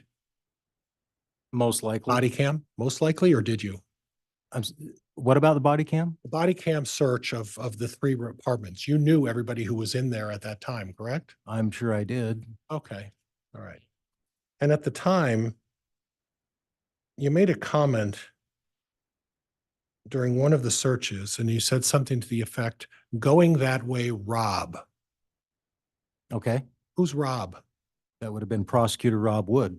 Okay, so Prosecutor Rob Wood was present during the execution of the search and review of which apartment were you searching when you told Rob going that way?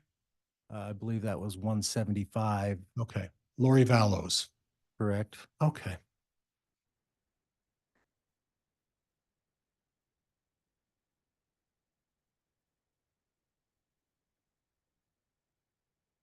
Did you have any information as to where Chad Daybell was living after he got back from his Knott's Berry Farm trip? I can only speculate Okay. from what I had heard. All right. Now, you mentioned the fact that you also tapped some phone calls. Is that correct? No, That you saw a warrant to place, go ahead. a tap is to listen to somebody. We did not listen to anybody. Okay.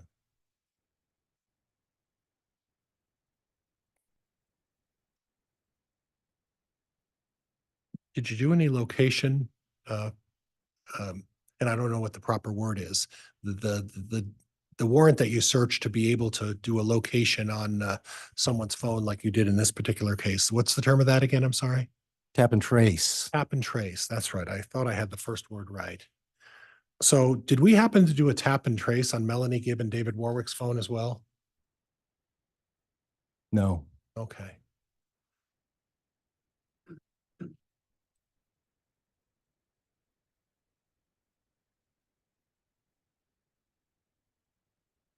So the link to get Chad Daybell's phone information, that was based on the fact that you saw Chad and Lori holding hands at the Hobby Lobby and that they were married at that time, correct? can you give me a little more than link? All right. The reason for the search warrant to get Chad Daybell's phone is that he was married to Lori Vallow, correct? Yes. There was no indication that he had any involvement in the disappearance at that time of JJ Vallow, correct? Other than he wasn't responding to our requests. Well, he wasn't responding to yours because you didn't call him, right? I believe attempts were probably made to his phone, not by myself. Okay. And the question is that you said probably. So you really don't know the length and extent of what was taken to contact Chad Daybell, do you? That's right. So when you testified earlier today, when you said attempts were made to contact Chad Daybell, you really don't know what the attempts were made, do you? I can't be specific, no. Well, you can't give us any information because you don't know, isn't that right? Objection argumentative. Overruled. You don't know, do you? Pryor, Mr. Pryor. Once I make a ruling, then the witness gets to answer the question, so don't jump in with another question like that.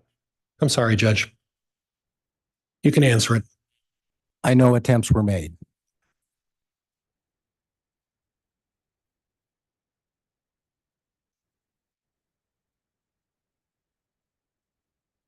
Now, on the subject of cell tower information, cell tower information coverage is really designed to show a phone company has an area, specific area covered, correct? Roughly. Yeah. And it's not a way to locate where a device is. It's not appropriate to use cell tower coverage to show where a phone is in a particular location, is it?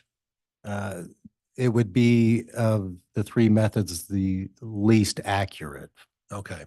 Well, the least accurate would be there's cell towers that are shooting down a coverage area, and what the least accurate is that that's showing that potentially the phone's in that designated area that covered by the cell tower, right? Of three areas, yes. Right. Okay.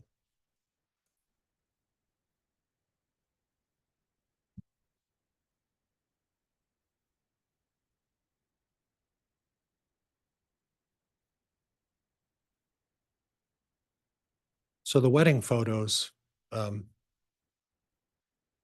it's not unusual to have photos of a wedding, is it? No, And you don't know on that thumb drive that you said the family pictures of Mr. Daybell, you don't know whether those were copied to another thumb drive, do you? I do not. And just the photos of themselves are not anything peculiar or particularly alert to anything, correct? Are you talking about the wedding photos? Wedding photos, yeah. No. And did you research why people use malachite? It has something to do with the spirituality and other things. Okay.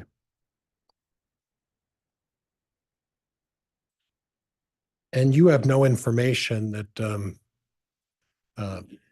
Chad Daybell and Lori Vallow, prior to the searches of the malachite rings and the purchase of the rings, had ever discussed getting married. Is that right?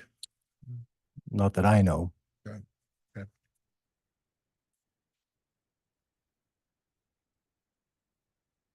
Judge, could I have one moment, please? You may. Thank you, Your Honor.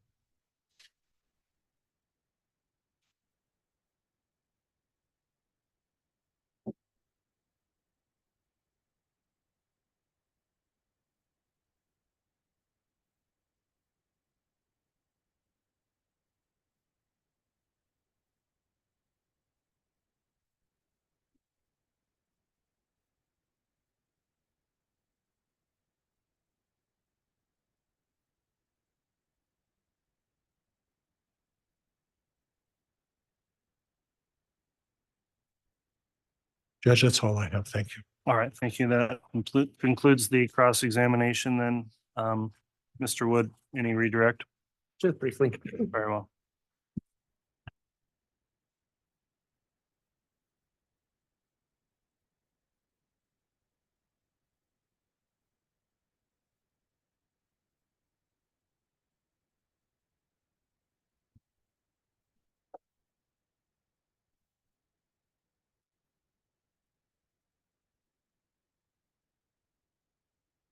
Detective, you were asked about doing a search on Melanie Gibbs' phone and David Warwick's phone, correct? Correct?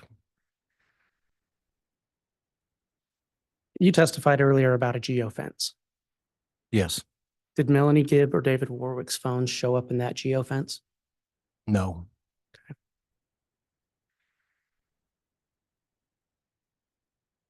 And you asked about Melanie Gibb and David Warwick and doing a tap and trace on them. And you didn't do that, correct? That's correct. At the time you did tap and trace warrants on Lori and Chad, was Melanie Gibb cooperating with law enforcement? Yes. So you didn't have to do a tap and trace to find her. No, we were in communication with her. You were asked about any link between Chad and the search for JJ, correct?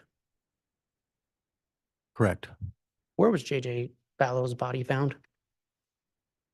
On Chad Daybell's property. Were any of Melanie Gibb or David Warwick's kids found on Chad Daybell's property? No. Grounds? The objection's untimely, overruled.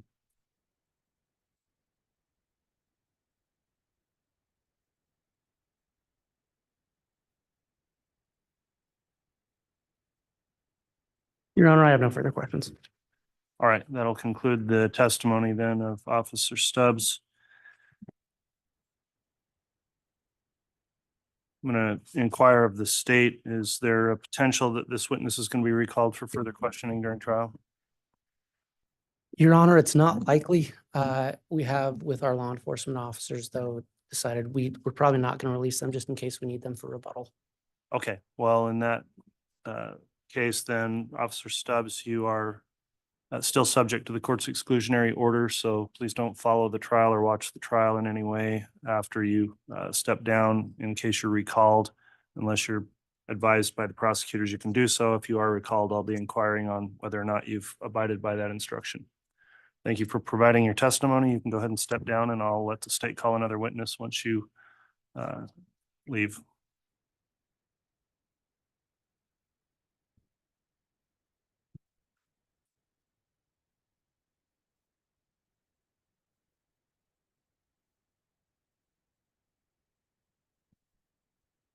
Your Honor, if the state would call Steve Daniels, I do need to confer with my team about something really quick, but we would be calling Steve Daniels. Okay, take a minute to do that.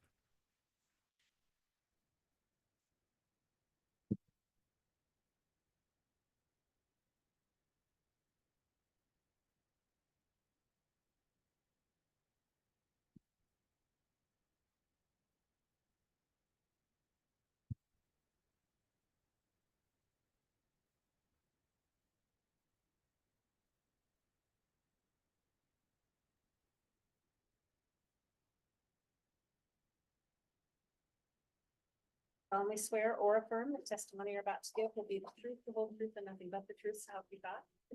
Thank you.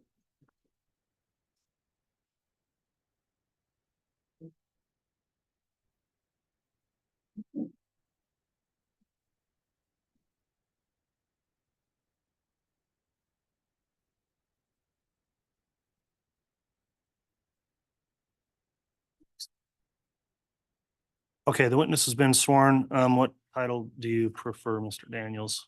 Agent. Okay, thank you. Agent Daniels, there's an exclusionary order in this case, meaning people testifying are not permitted to view testimony of those that testified before. And the case has been live streamed as well as open to the public. Have you viewed or watched or in any way observed trial testimony since this case began? No, I have not. Okay, have you discussed with anyone else the testimony they've given during trial? No, I have not. All right, with that declaration, then Mr. Woods, if you'd like to proceed with your direct, you may. Thank you. Can you please state your name and spell your name for the record?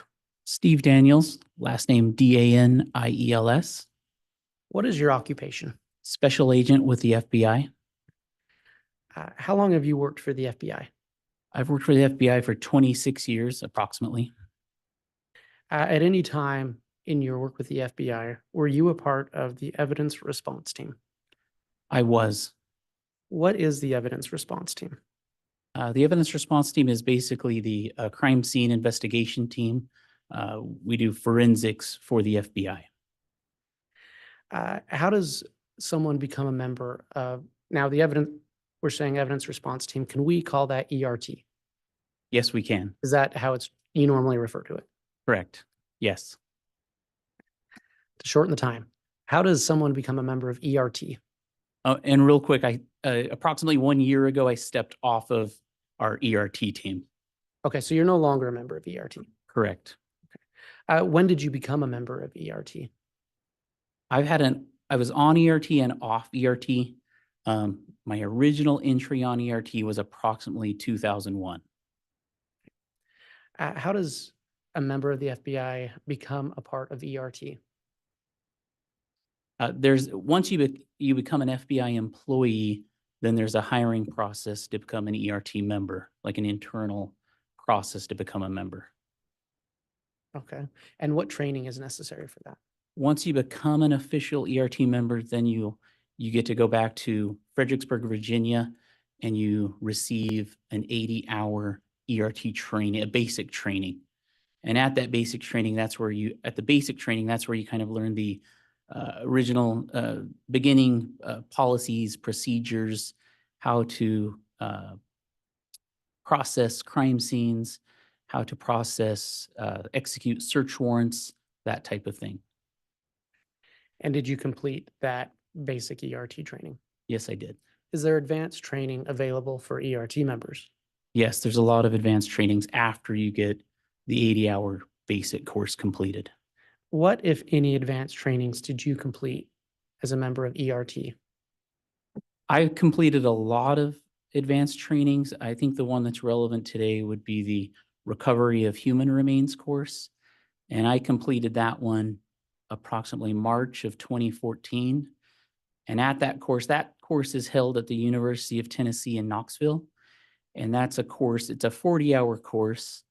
And you have to complete the basic ERT course and another course, advanced course, before you take it. And the pertinent things are, that's the course where you're taught by certified experts from the University of Tennessee how to process human remain recovery sites. So how to collect those sites, how to process the sites. They have a large area where they actually have human remains. And during the course, and it kind of varies, but you get to excavate approximately 4 to 5 burial sites. So my course, we excavated approximately 4 human remains sites during the course. And then at the end of your excavations, your team members or each team will present those, their excavations, what they did, how they did it to each other. So you kind of learn from that. And then besides that, in this area, there's other human remains that are at various states of decomposition. So throughout the course, you kind of learn how the human remains, how they decompose under different circumstances, different variables, and that's all part of the training. And you completed that training. Correct, in 2014. Have you, other than this case, ever participated in the recovery of human remains? Yes. So since 2001 to approximately a year ago, I've participated in many different circumstances of recovering human remains. At any time, did you hold a leadership position within ERT? Yes, What was that? when I left ERT, I was the senior team leader for the evidence response team out of Salt Lake City, Utah, out of the Salt Lake City division. And our division covers the states of Utah, Idaho, and Montana.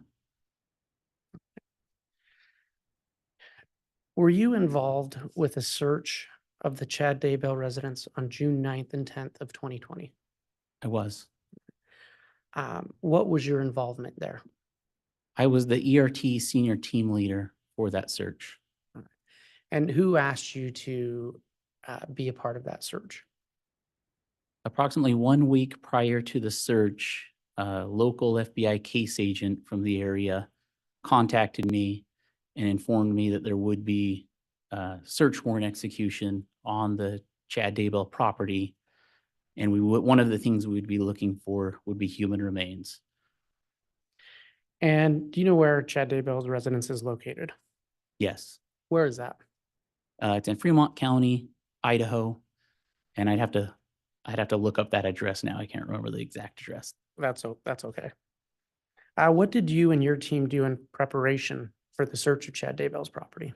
So once that FBI agent contacted me about a week prior to the search warrant execution, I spoke with that FBI agent who was one of the case agents for the FBI. And then we contacted local Rexburg Police Department. And then I would have contacted our evidence response team unit, and our evidence response team unit oversees all evidence response teams nationwide. And then I would have contacted the evidence or our FBI laboratory.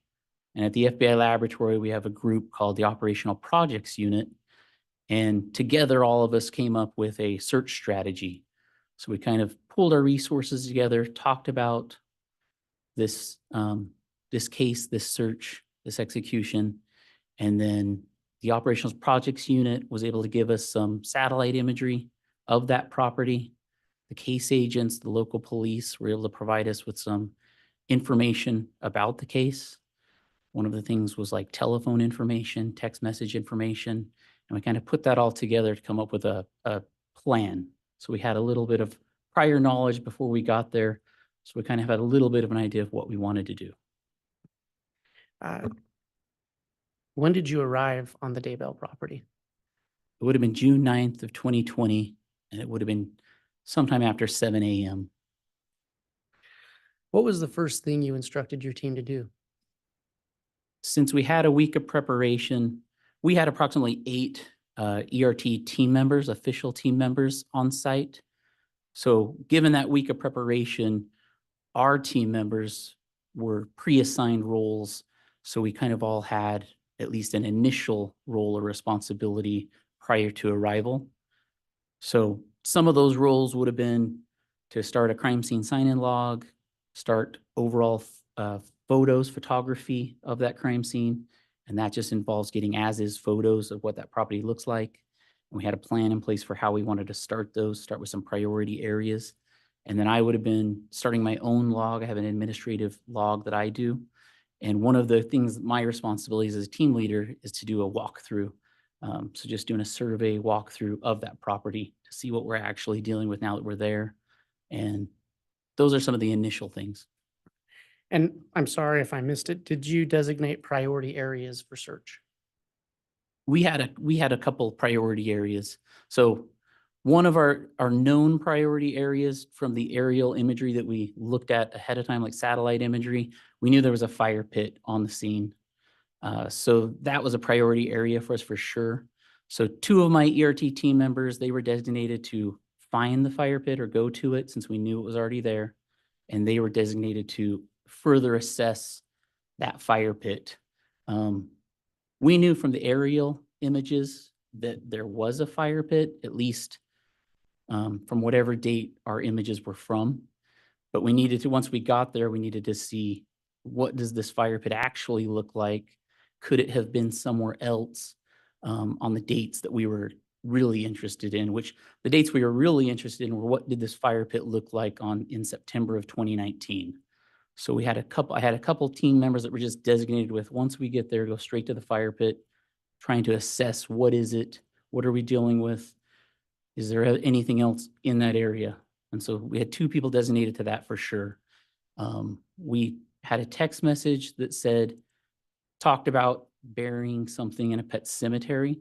So we knew that there was some kind of pet cemetery supposedly on the property. So one of my jobs was to try to figure out, where is this pet cemetery? So that was something we didn't know, but we wanted to try to assess that and see if we could figure that out. So that was something I'd be looking for once we got there. And then we had a telephone ping that showed one of the suspects in the case. We had a few, 3 or 4 telephone pings on the property from that September of 2019 time of interest that we had pre-placed on a kind of a satellite image of the property that gave us a few indicators that in September of 2019, these persons were in these areas on the property. So at least that gave us an idea of, hey, let's at least go check out those areas to see if there's any discrepancies, anything interesting in the vicinity of those, where those telephone pings were at. So we had a couple of those areas that we for sure wanted to go check out. And one of those was northeast of what we assessed to be some kind of pond on the property from those aerial imageries. Your Honor, I apologize. May I have a brief sidebar with counsel in the court? Yes.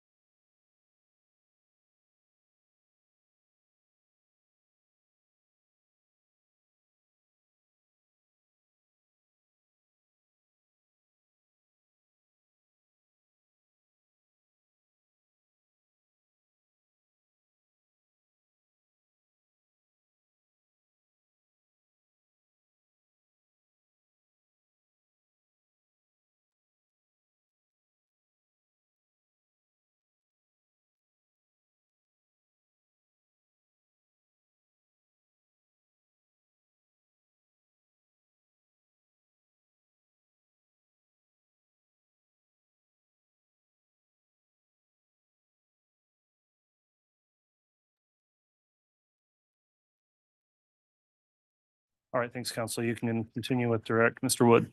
Thank you. And so after that sidebar, Your Honor, I do have some pictures to admit by way of stipulation. I do have copies for court and counsel. The first set of pictures would be 170 F through GG.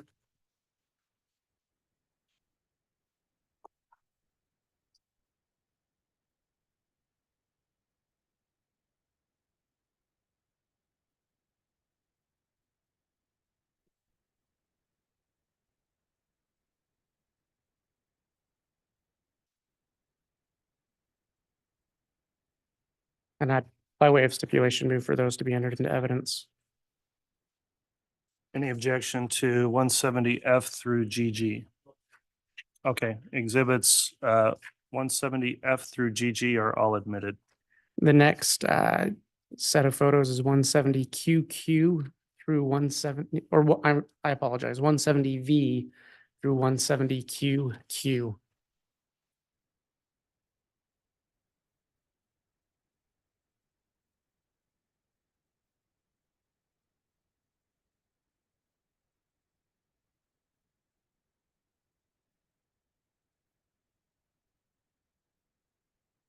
Thank you. And so by way of stipulation, I'd ask for those to be admitted.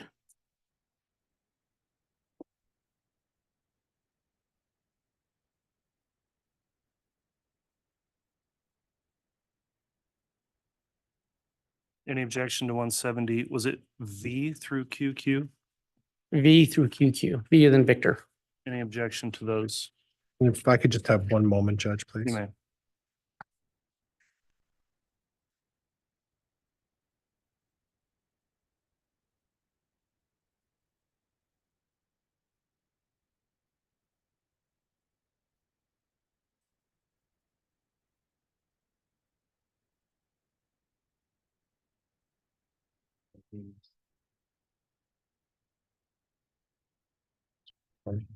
No object.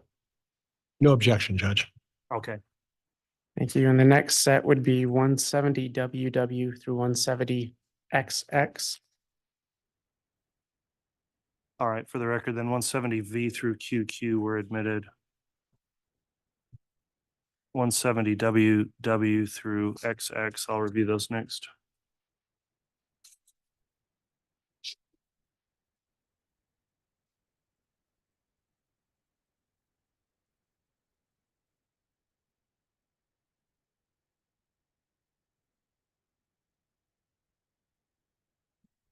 And I do want to clarify on marking, Mr. Wood, the first set of F through GG, I'm gonna call them out individually to track on the record if these are what you have as well.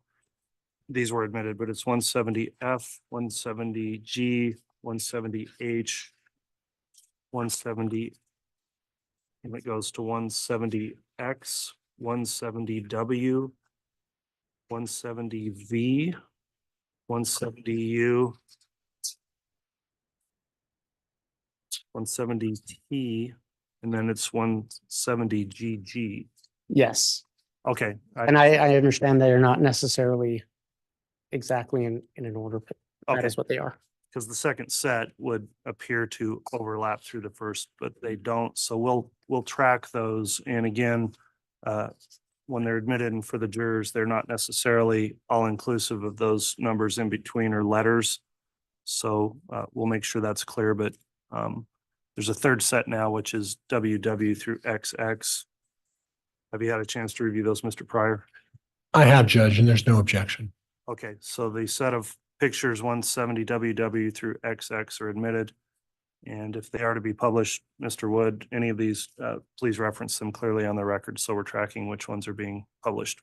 Okay. And then, Your Honor, the next set of photos is 170 YY through 170 JJJ.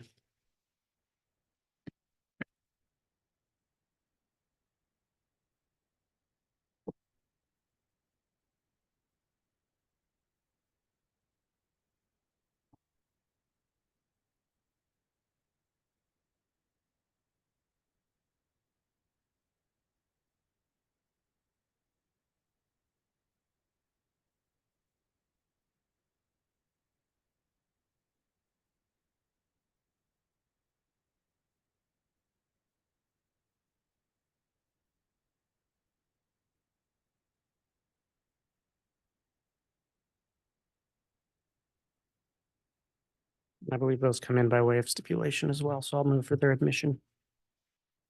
All right, Mr. Pryor, have you had an opportunity to review those? Yes, Judge, and there's no objection. Okay, the photographs that are contained in what's marked 170 YY through JJJ are admitted.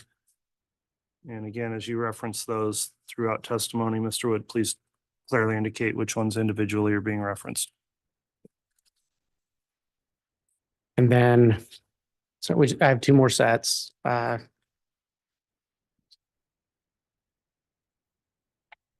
170 KKK through 170 WWW.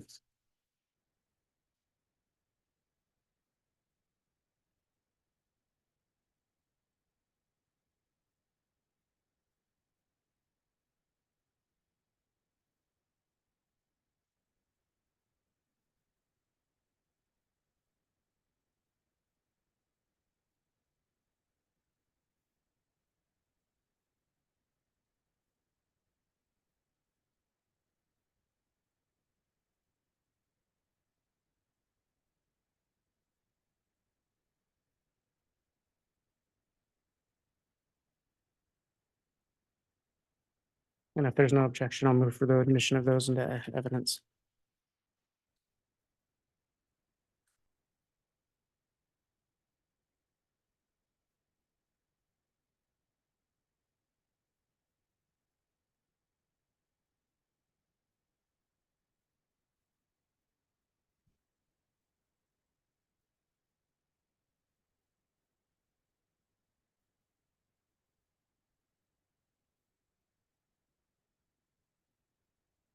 No objection, Judge.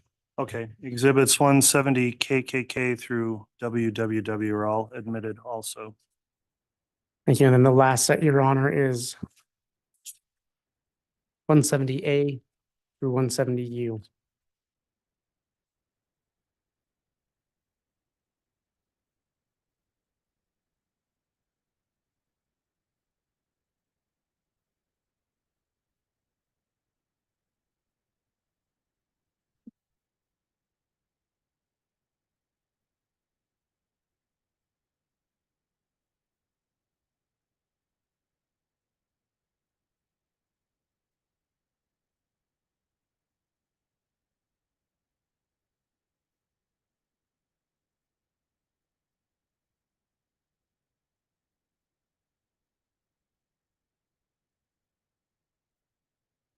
And if there's no objection, I'd ask that those be entered into evidence.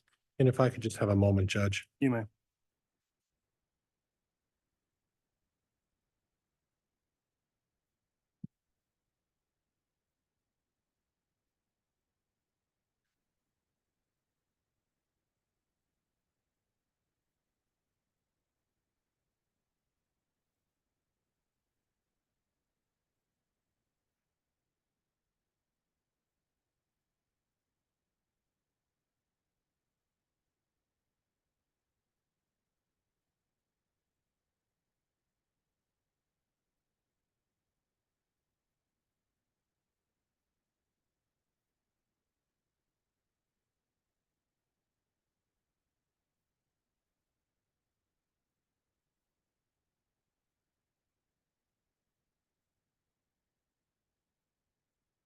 I have no objection, Judge. Okay, then 170A through U are also admitted. And again, council will ensure that on the record and the way they're entered, eventually the different sets are individually entered as exhibits. So those have all been admitted now. Thank you, Your Honor. And I appreciate the court's patience in getting that clarified on the record.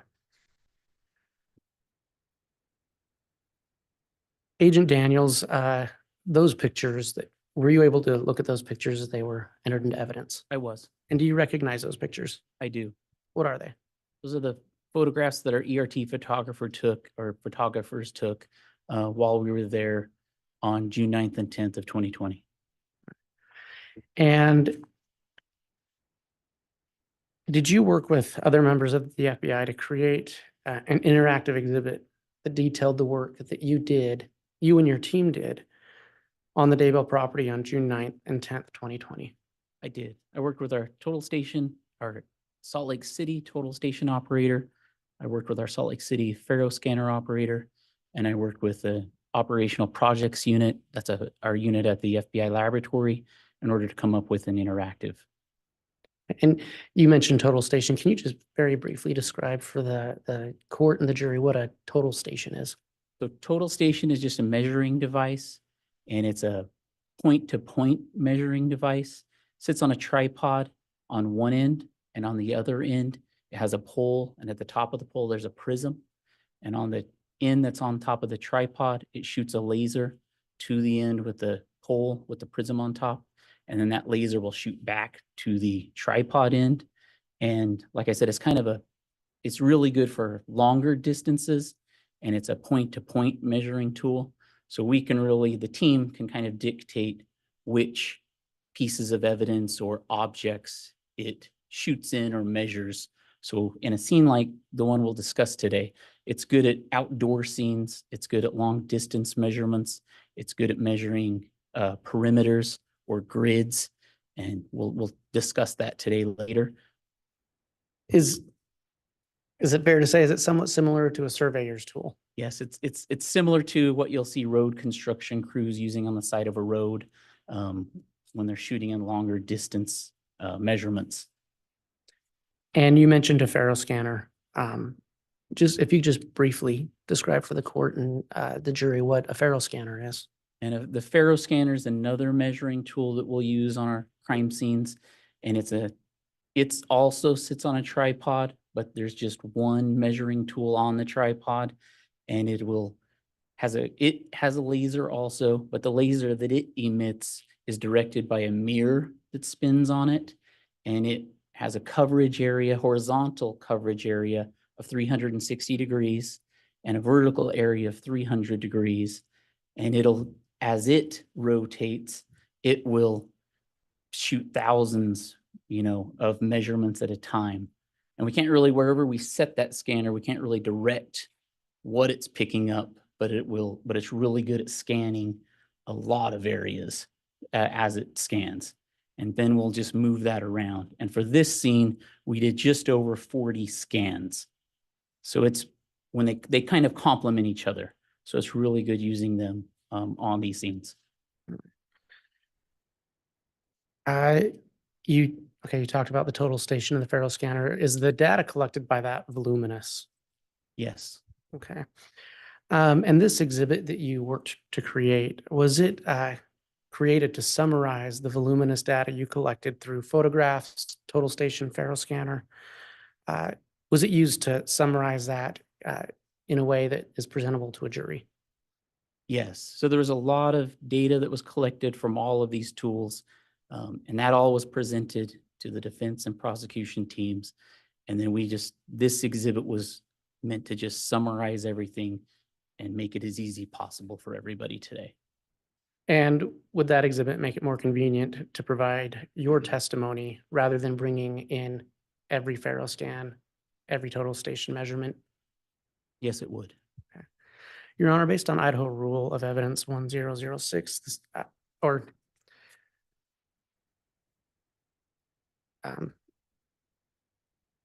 the state would move to admit that demonstrative, the summary exhibit 171 that the agent has just described. All right, has defense counsel been able to review the exhibit? Is Yes, Judge. there any objection to the admission of summary exhibit 171? With the understanding, Judge, that it's being offered as a summary of this officer's testimony. All right, without objection then, and pursuant to Rule of Evidence 1006, the exhibit is admitted. Perfect. And Your Honor, may I publish? Yes. And just for the court's information, that exhibit is on a thumb drive. Okay, so it'll be marked with the corresponding 171 Yes. designation. Okay. I believe I gave the court a courtesy copy earlier, and then this one will be presented into evidence. Very well.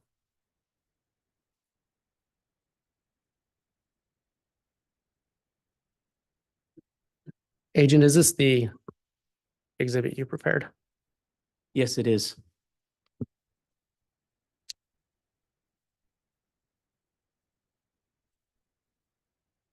It's just taking a second to read.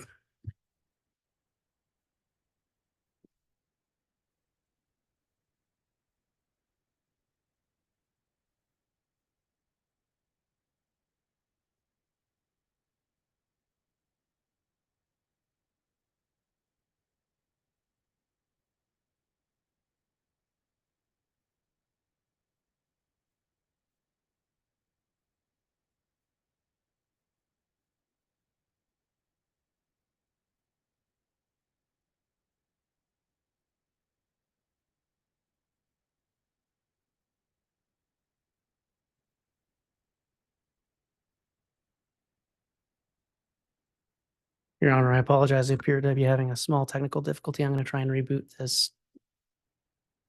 Okay.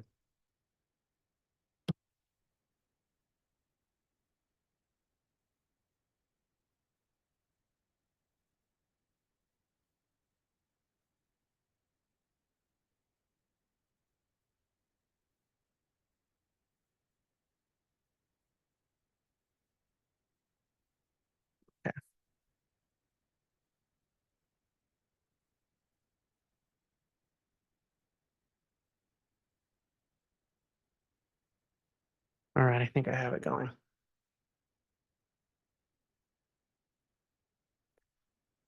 Agent, can you describe to the jury what they're seeing right now? So this opening screen just shows the city of Rexburg to the south, and then north is going to be to the top of our screen on all of these. And then our Daybell property, Chad Daybell property is going to be up to the top here. And then I think the only thing else to mention is that on June 9th in the early morning, our ERT team staged at this Salem church as local law enforcement secured the Chad Daybell property prior to our arrival.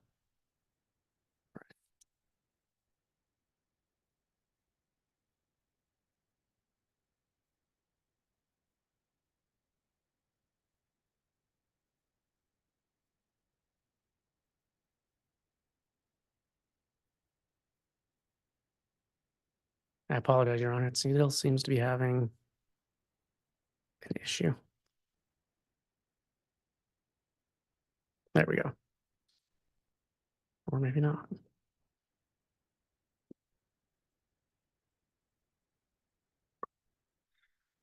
Your Honor, I do apologize for the technical difficulty. I'm going to try and reboot this one more time. And if it doesn't work, we have an alternative way of presenting it through. Judge, could we approach this area so quickly? A sidebar. I would prefer if Mr. Wood maybe continues working on that. Is there another prosecutor that can sidebar in his absence?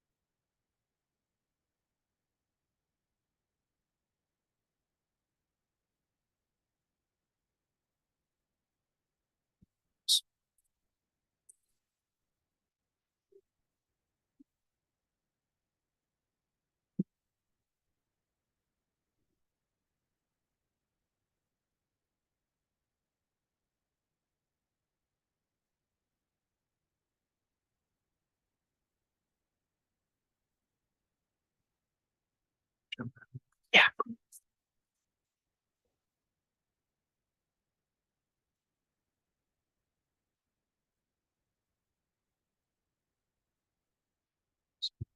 So your memory's not terrible.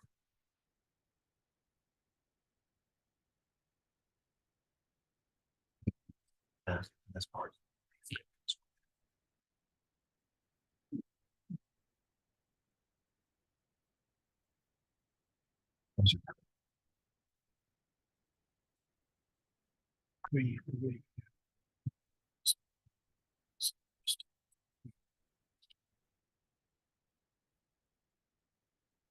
Why can I do with all of that? So and is stipulated that does not only include stuff, it doesn't include Alex's garage though. It doesn't, one of those are.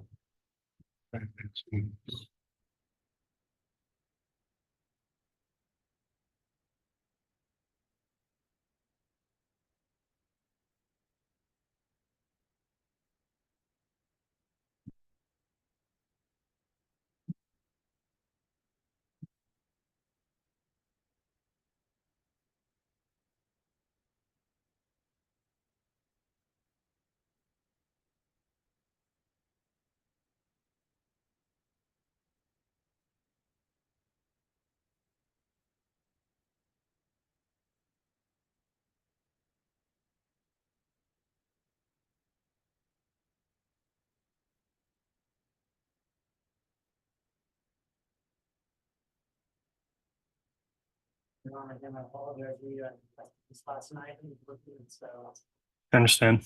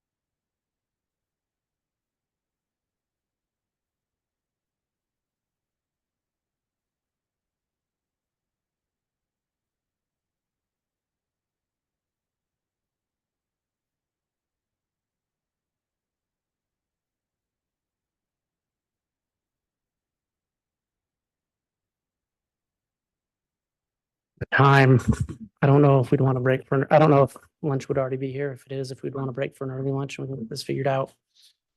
If you think it's going to be some additional time, that's probably the best choice at this time.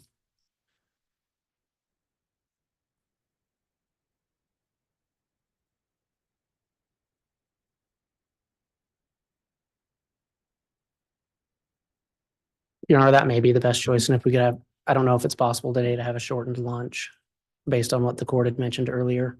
Okay, let's try and do that. We'll break for lunch at this time. It's 1:45 p.m. I'd like to try to get back on with additional evidence at 12:30 if possible for a 45-minute lunch recess. Hopefully that's enough time to get lunch to the jurors and allow everyone to take the necessary break. So we'll break now for the lunch recess and we'll resume back, hopefully starting back up at 12:30.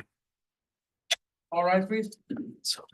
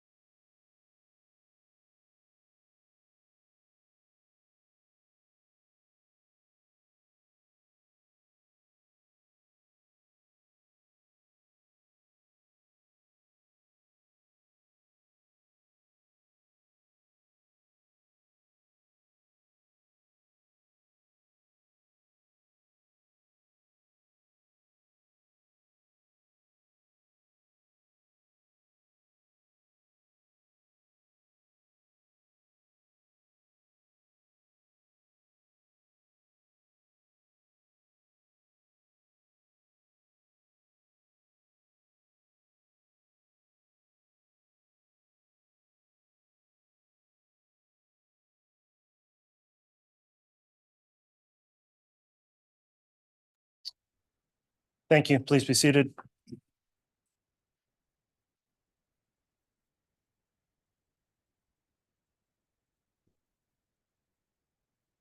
All right, if we could have the jurors brought in, please.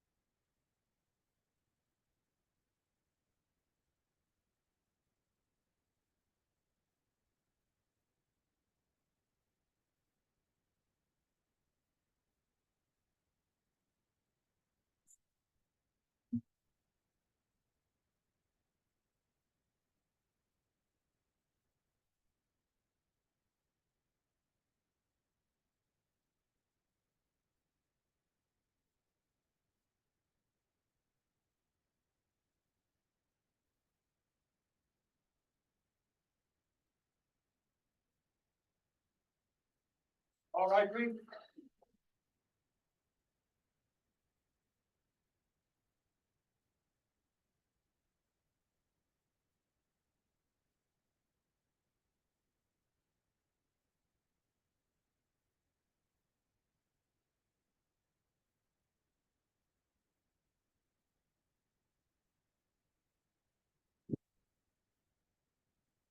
Please, President Counter for your honor. All right, thank you. Please be seated.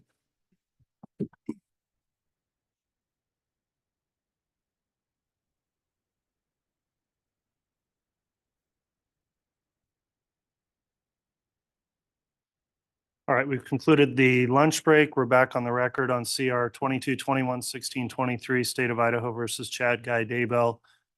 Agent Daniels is on the stand in direct examination. I'll remind the agent he's still under oath for his testimony. And Mr. Woods Mr. Wood is continuing with direct and had an exhibit you were working on that I understand is functioning now. Is that right? Yes, and I thank the court for your patience. Okay, thank you. If you want to go ahead and continue with direct, you may. All right, if I may publish through the HDMI. Yes.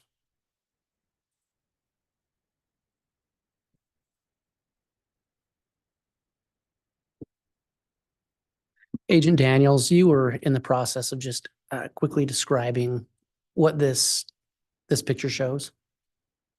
On the bottom, it just shows the city of Rexburg, and it shows the Salem Church where the ERT team staged the morning of June 9th, 2020, prior to the search warrant execution.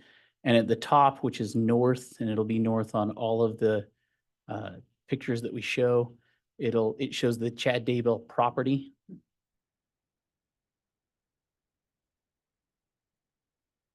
And just to clarify, you were part of the search there on June 9th, correct? Correct. I was the ERT senior team leader. All right. Agent, I'm going to start with the house on the property.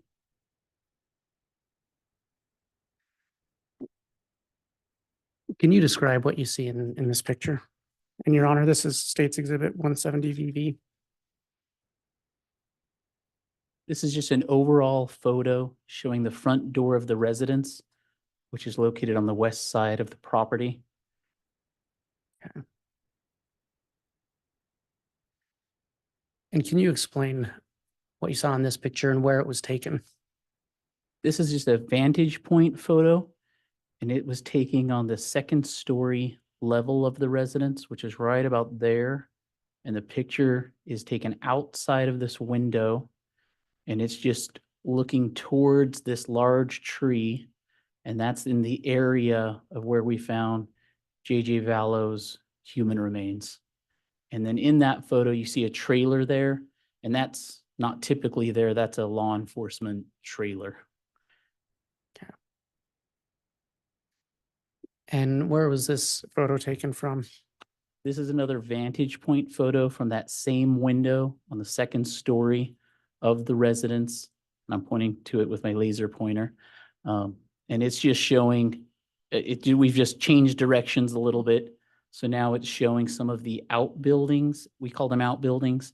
So a chicken coop, another shed, and then there's a larger garage or barn in the background.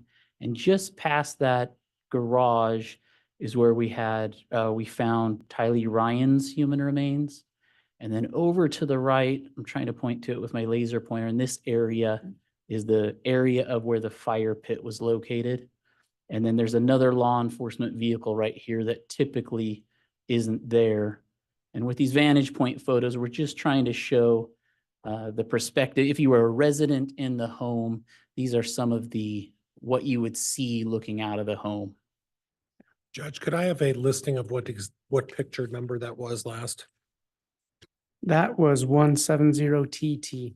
All right, thank you. And Mr. Wood, if you'll try to reference Yes. those each time, thank you. And this next picture is 170WW.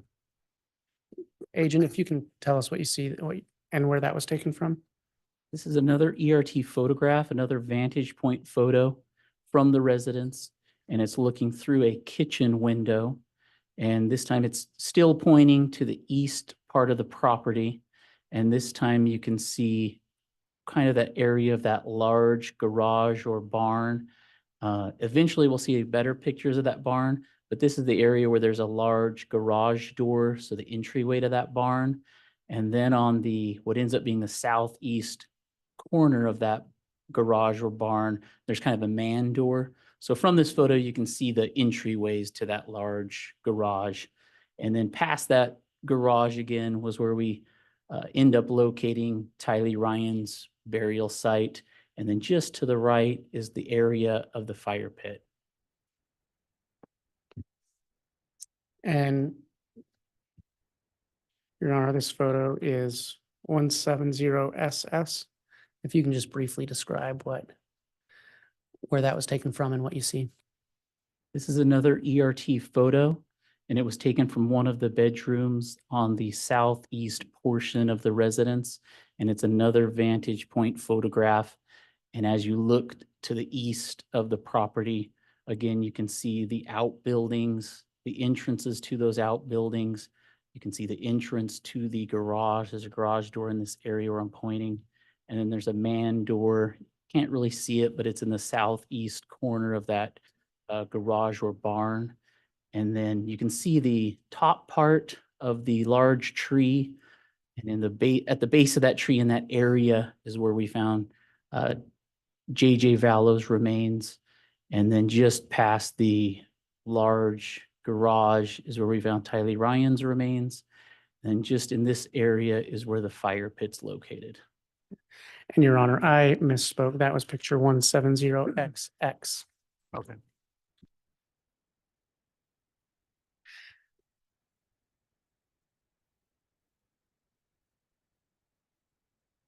And Agent, you testified earlier about how when you got there, you picked out some areas of interest. Can you, with your pointer, show the jury where those areas were? Prior to arriving from our aerial images that we saw, like satellite imagery, this was the area of the fire pit. So we knew that was a priority area. We were going to look for Pet Cemetery, which we didn't know where it was on the property yet. And then we had some telephone ping information. One of those pings was in the area up here where I'm trying kind of circling. JJ's human remains end up being found where that orange rectangle is. And our Pet Cemetery ends up being found in this area right here. And that square ends up being Tylee's burial site. But at the time, prior to arrival, we didn't know that was going to be exactly that was going to be Tylee's burial site. We didn't know exactly that was going to be JJ's burial site. I'm gonna click on this fire pit area. and click on show measurements. Can you explain for the jury what those measurements are? So initially, when we arrived, we had 2 team members that were designated to go to the known fire pit and start assessing what are we dealing with on June 9th. And so part of that assessment, they started observing ash on the ground in the area of this fire pit. And they started setting up this grid. So this outer portion that I'm highlighting right now is the outer perimeter of the grid they set up. And the reason they did that was just because of the ash that they could see on that ground in the vicinity of the fire pit. And with the grids that they ended up setting up, they just kind of quadranted out. So they made a quadrant here, a quadrant there, one right here around the fire pit, and then the fire pit actually became a quadrant. So that was just an easy way for us to kind of designate and search each of those individual quadrants and search the fire pit. And we'll get into that in a minute. And it just, as we collect those items from each quadrant or grid, it's just an easy way for us to kind of document where things came from. And then in a minute, we'll show some photos of a charm that we located. And that's dot right there is where the approximate location of where we found a silver charm. And we didn't get an exact measurement to that charm, but with our total station measuring tool that I described earlier, we total stationed in all of these outer points, the perimeter and inner points, like just where these corners meet of this grid. And with our operational project unit was later able to take a measurement from that northeastern corner and then take a measurement. This fire pit ring ends up being center blocks. So at each end of each of the center blocks, we took a total station measurement.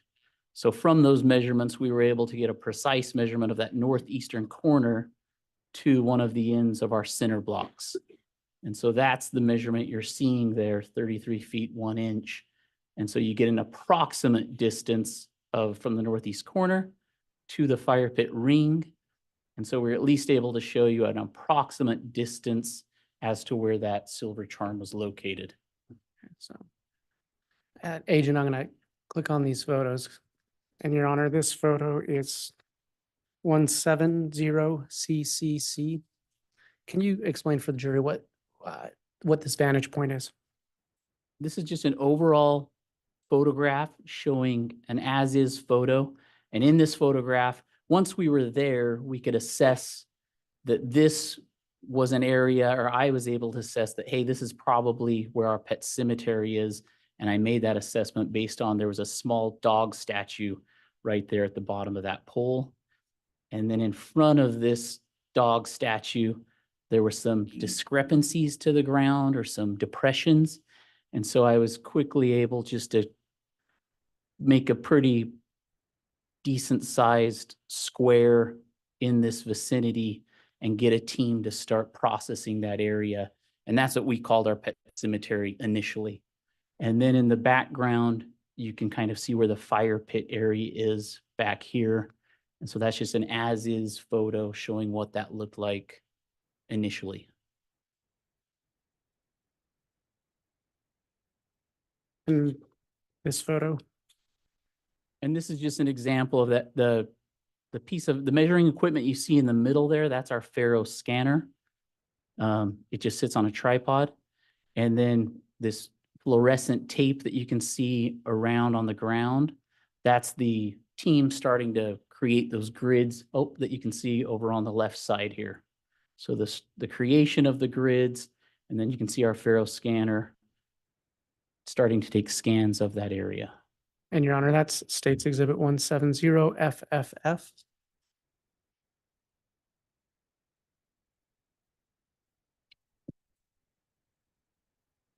And this is States Exhibit 170BBB as in Bravo. And Agent, can you describe what you see here? And knowing that there was a fire pit and knowing that that could be a place where we could potentially find evidence, we processed this fire pit, and we wanted to show this photo just to talk about that a little bit. So this is an as-is photo of what this fire pit looked like when we arrived on June 9th. And the way we're going to process this fire pit is we're just going to process it layer by layer. And I'll probably say that a lot today, but we're going to process this layer by layer. We're going to take that initial top layer of tree branches out of there, look through it for evidence. And then eventually when we start getting to the soil and debris that's in the fire pit, we'll start processing that soil and debris. And we've got a particular way that we'll process that. We put a tarp down, and then we have sifters. So we have wooden sifters, and within these sifters, we have wire mesh. And then on top of that tarp, we use 5-gallon buckets. And so eventually we'll get shovels and usually end up scooping out the different soil, the layers of soil into these 5-gallon buckets. And then it's a team effort. So the team members will start taking the soil to the sifters. And it's usually at least a 2-person operation. One person's required to operate the sifter. You kind of have to shake it back and forth. And at least one person has to pour the 5-gallon buckets of soil and debris into the sifter. And then you start watching to see what you're collecting. And then we'll start, if there's anything valuable that shows up, we'll start collecting that. So that's kind of a quick explanation of what that process is like. And that sifting process is done at the fire pit. Eventually, when we start identifying the burial sites, we do a sifting process at JJ's burial and at Tylee's burial. So that's a common sifting process that's done throughout this scene this day, or these days. Your Honor, this is photo 170 AAA. And Agent, can you tell the jury what's going on in this photo? And this is just, we're continuing that process I just described. So those tree branches are obviously gone. We're at a new layer. And then we're just continuing to go through these different layers. And that process I just described would be happening. And then as we're going through that soil and we're sifting the soil, we're going to start collecting evidence. And we'll start to see some photos of that in a minute of what we start collecting. And then this just is this closer to being finished processing the fire pit. You can see that we've finally taken a rake. You can see the different lines through the soil. So we've raked a lot of that final layer. We've removed even the center blocks. So we've kind of getting close to completion here, but that's what it looks like kind of when you're done.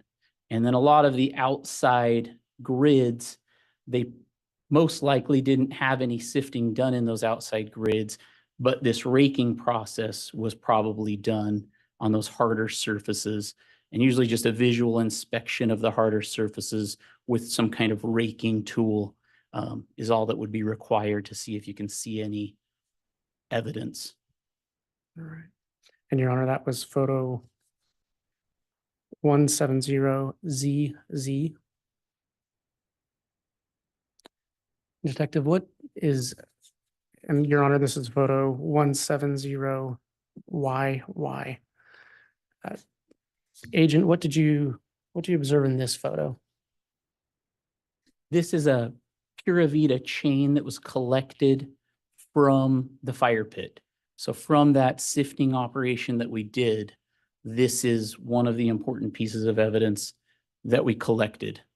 And so this is the type of things that you will find when you do those, sift through all of that soil and debris.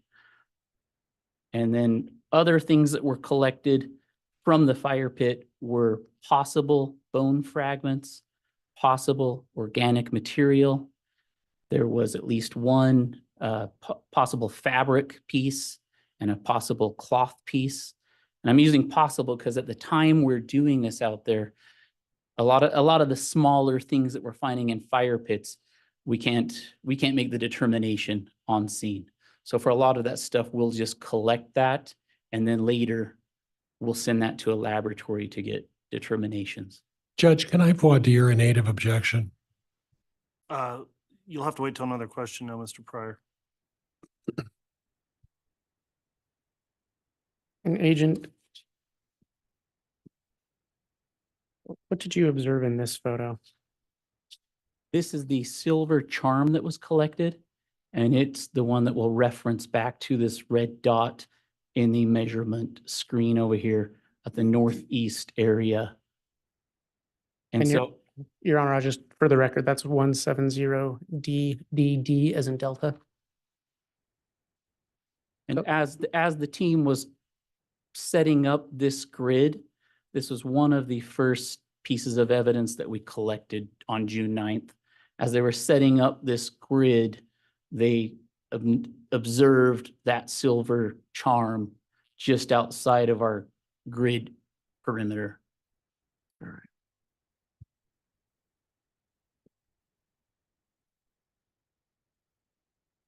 And what is that photo of? This is just a closer view of that charm in place on the ground. Thank you. And Your Honor, that's 170 GGG. And what do you observe in this photo? This is the same charm in place. We've just placed a placard. And obviously, this is item number 1. So that was the first item collected. And Your Honor, that's 170HHH. And this is 170III. And can you explain what you see there? This is it. Now we've moved it. We've just put it on a piece of paper and with the same close-up photo with scale.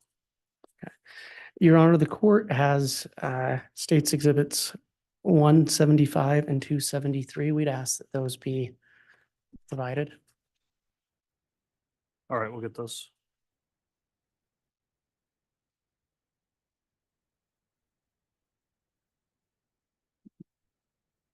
And then while they're getting that, if the state could be handed States Exhibit 6.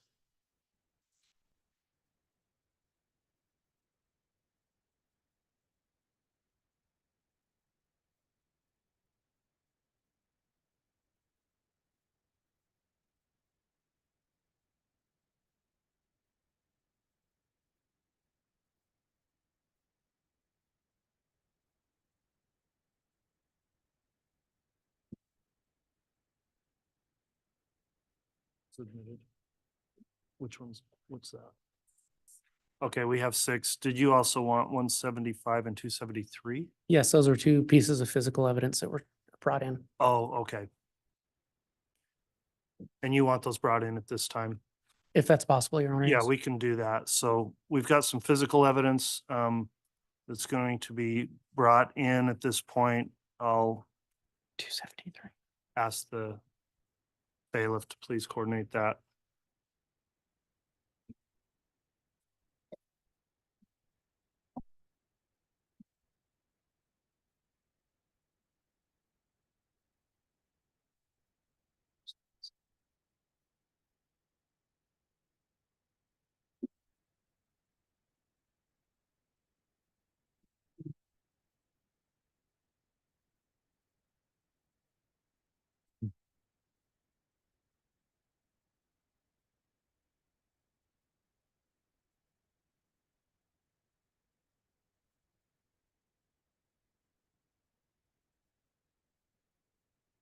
Your Honor, I might inquire now. These next 2 items are smaller items. Do you want them placed on the table or can they be given to Mr. Daniels on the stand? Let's get them admitted first before they're handled, and then if they're smaller, I don't mind if the witness is able to handle them.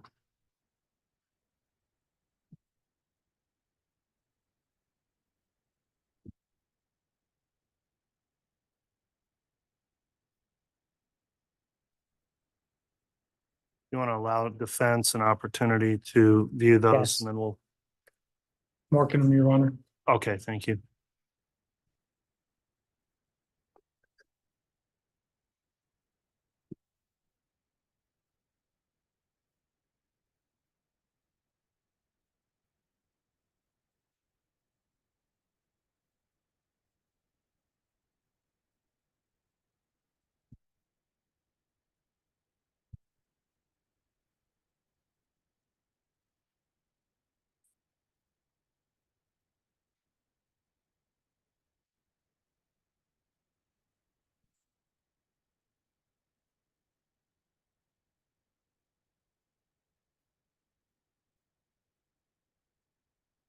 All right, I'll instruct the bailiff, please hand those to the witness at this time, and you can inquire in aid of admission if you wish, Mr. Wood. Thank you. Agent, do you recognize what's been marked as State's Exhibit 273?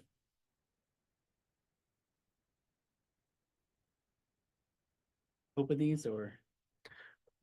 Your Honor, may he open those to identify the, without showing to the jury to identify the content? Yeah, and we do have gloves up there if you'd like to wear those. I don't know if that matters to the state and, I think he's wearing some. okay, didn't see that. Thank you.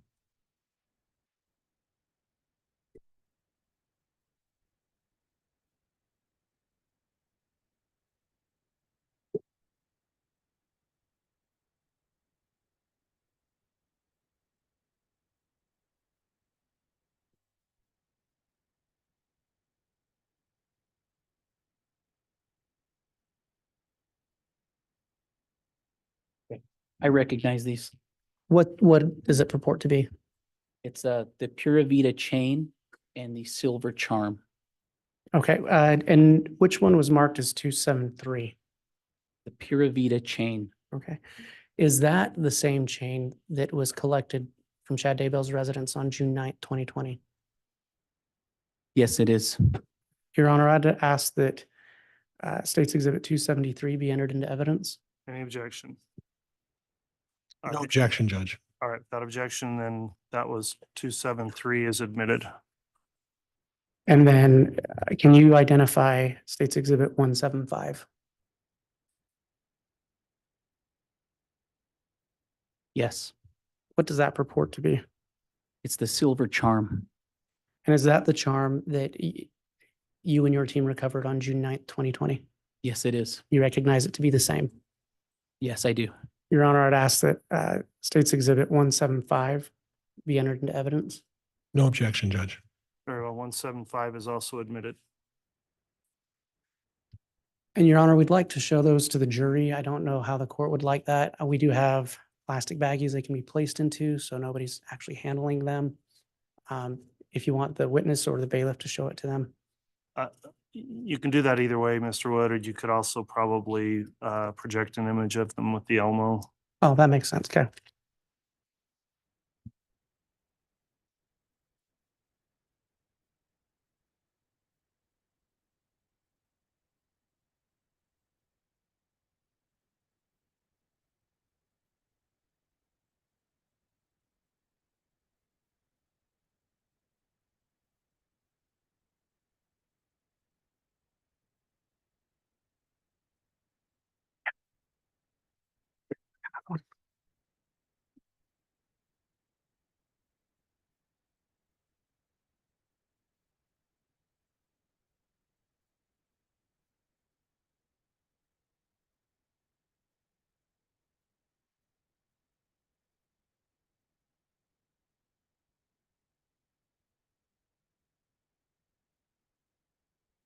And Your Honor, with the court's permission, I'll also mark these bags with this corresponding State's Exhibit numbers. Yes, you may do that.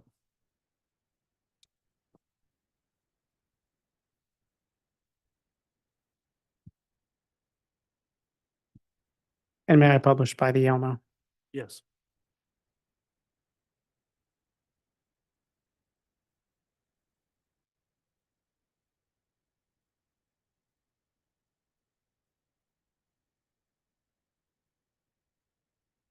Agent, can you describe what you found in State's Exhibit 273? This is the Pura Vida chain that was found inside the fire pit. And then on this end right here is where it says Pura Vida.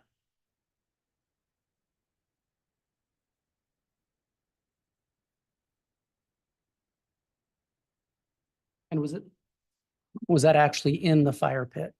That was in the fire pit. And then the team found that when we were conducting the sifting operation that I described.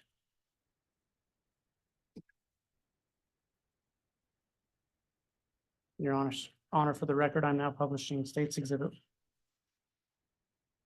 175. All right, 175 is being published. And can you describe what you see there? That's the silver charm. And that's the charm that was found in that northeast corner, just outside of our grid perimeter. And that was seen on our exhibit, indicated by that red dot over by the measurement area. And Your Honor, for the record, I'm now publishing State's Exhibit 6.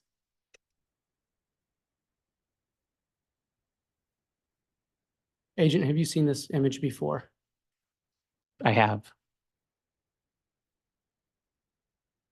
Do you know who that individual is? Tylee Ryan, Do you see her wearing any jewelry? I do. Does that jewelry resemble or look like the jewelry recovered from Chad Daybell's property? It does. Thank you.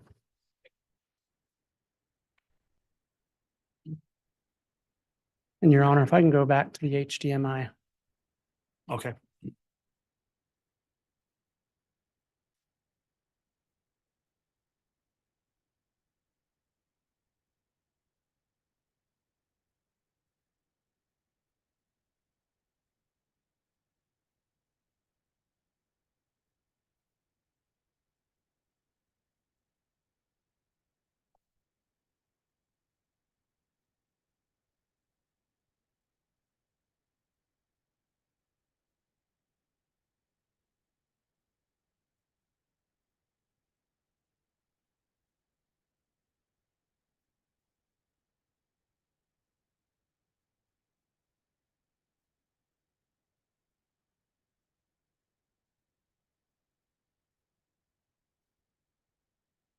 Agent, I'm going to click on this area that's marked as Site 2.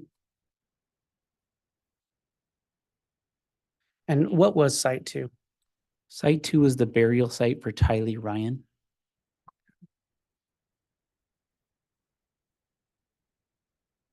Your Honor, this is photo 170V. Agent, can you describe what the jury is seeing in this photograph? This shows our initial pet cemetery site, and I'm kind of highlighting it with the pointer. And you can see the dog statue. This was the area that was right in front of the dog statue that I initially said was the pet cemetery. We ended up finding a dog remains in this area right in front of the statue, and then cat remains in this general area. And we processed that area initially by hand, kind of doing a layer by layer approach. Once those remains were removed, we utilized this backhoe. And the backhoe in this picture has started to go deeper in our initial excavation of the pet cemetery. And now the backhoe started to expand that initial site and go north on the property. And that's what we're seeing in this photo, is that expansion northward. And what we'll end up finding is Tylee Ryan's burial site will be in this just north of that initial pet cemetery area. And Your Honor, I think at this point, you talked about turning off the Publishing of these photos. publishing of the photos to the public.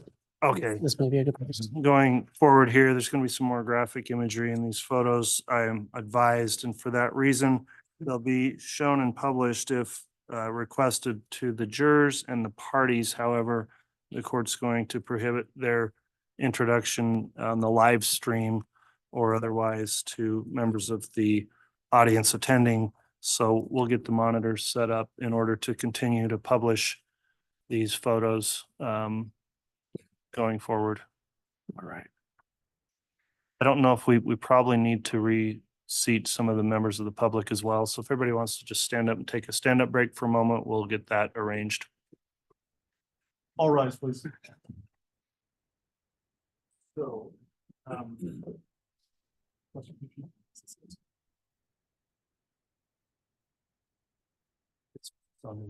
so folks, all seats are fair game at this point. We got to clear off from this side. So you can sit anywhere in this general area, even in that front row, right over there where it says reserve.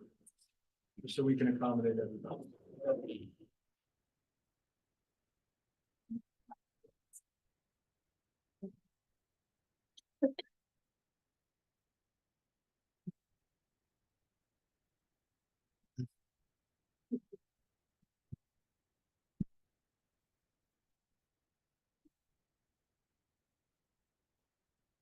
And then once you are settled, you're welcome to sit down.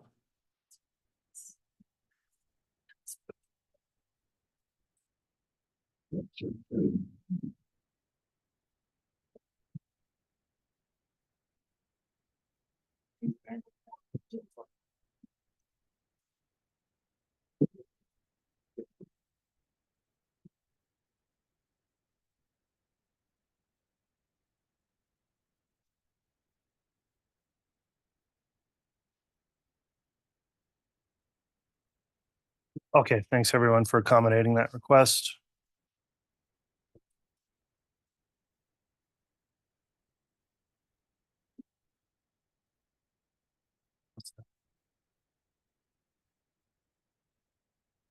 Are the jurors monitors working? Okay, thank you.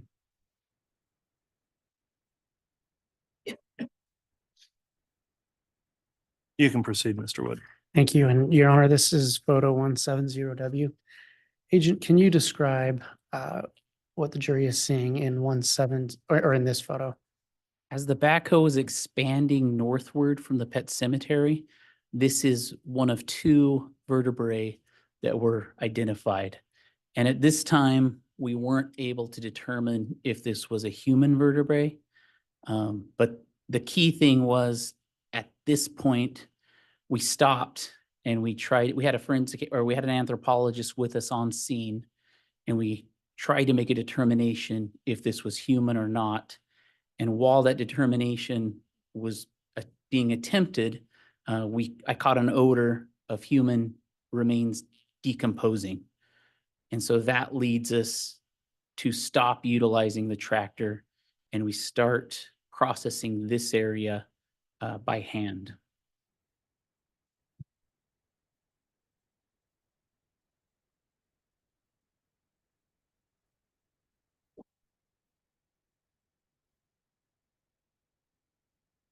And Your Honor, this is photo 170X. Agent, can you describe what you see in this photo?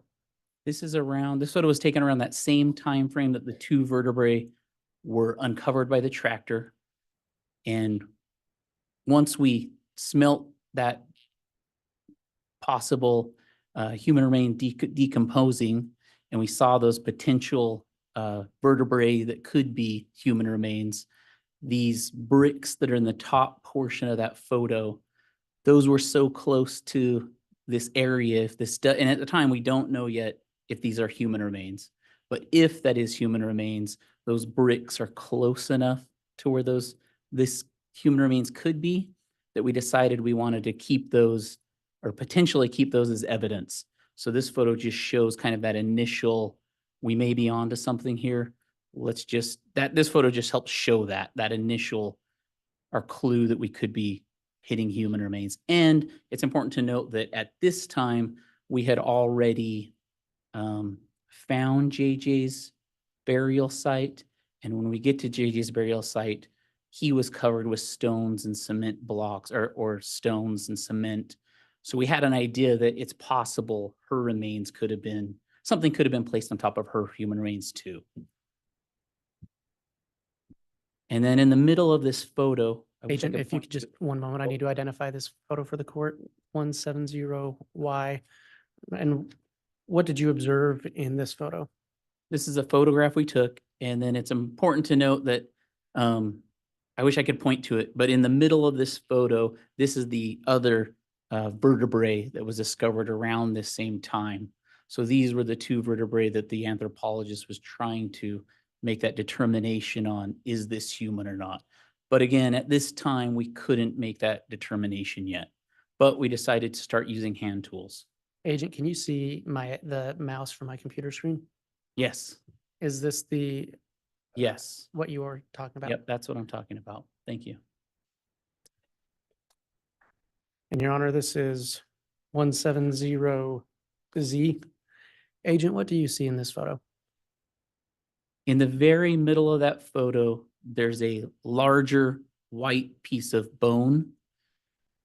And that area ends up being Tylee's burial site. And Agent, I don't mean to interrupt you, but is this what you were speaking about? Yes. With my mouse, okay. And then I wanted to take a second on this photo just, and again, at this time, we couldn't tell, we weren't positive that these were human remains, but we were treating it like it could be, and we were going to start excavating. And I just wanted to take a second to, how we process these scenes is we'll set a perimeter and then we'll start processing layer by layer. So try to take layer by layer and excavate the site, just so that we can hopefully tell the story. If these are human remains, we want to know how they were buried.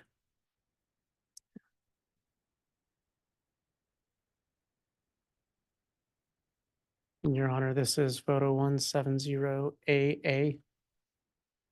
And Agent, what did you observe in this photograph? And this is just a closer, now we've excavated that bone that we saw in the last one.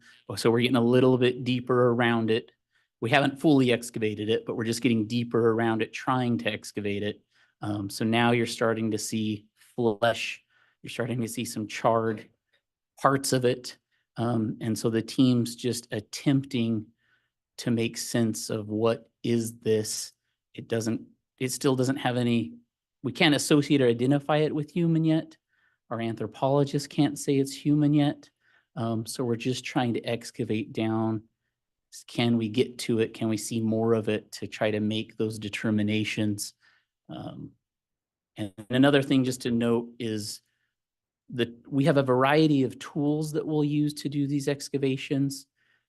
We have shovels, rakes, picks, typically when we're further away from the remains.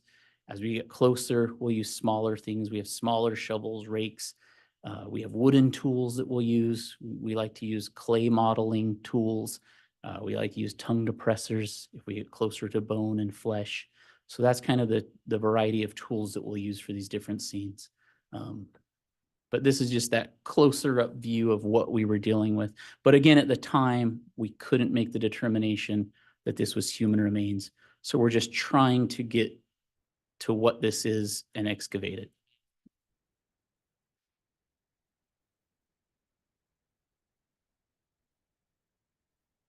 And Your Honor, this is photo 170DD as in Delta. And Agent, if you can describe what was going on in this photograph. So we were finally able to remove those pieces that we saw in the last photo. And these were the first pieces of what ends up being Tylee Ryan that we're able to excavate. And you can see from the photos, it was difficult for us to excavate.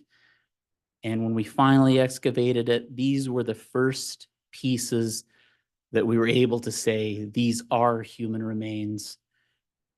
And at this point, this was kind of our ending point, or we started wrapping up for the day. And so these human remains ended up going to the coroner. So they ended up going to the coroner's. The coroner removed them from the scene. And then at this point, we knew for sure that site we were just looking at, that's going to be Tylee Ryan's burial site. And that's where we're going to excavate. So we set up a good perimeter now, and we'll come back on June 10th and finish excavating that site and come up with a better strategy or plan to finish the excavation. At this point, it was kind of hard for the team, the entire team. We had more than the ERT team out there, all of law enforcement. It was just, we didn't know necessarily what we were dealing with up until this point. So it was nice to have that final confirmation that these are human remains. And now we kind of stopped for the day knowing that at least we've got the right site. We'll come back tomorrow and fresh, and we'll finish the excavation.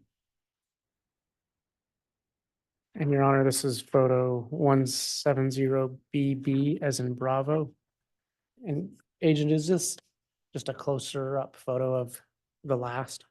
Yeah, this is just a closer up photo of those bigger pieces that we were able to excavate that day. And it just shows kind of some of that charring pink flesh, what we were able to remove on June 9th, 2020, kind of closed out our day with that burial.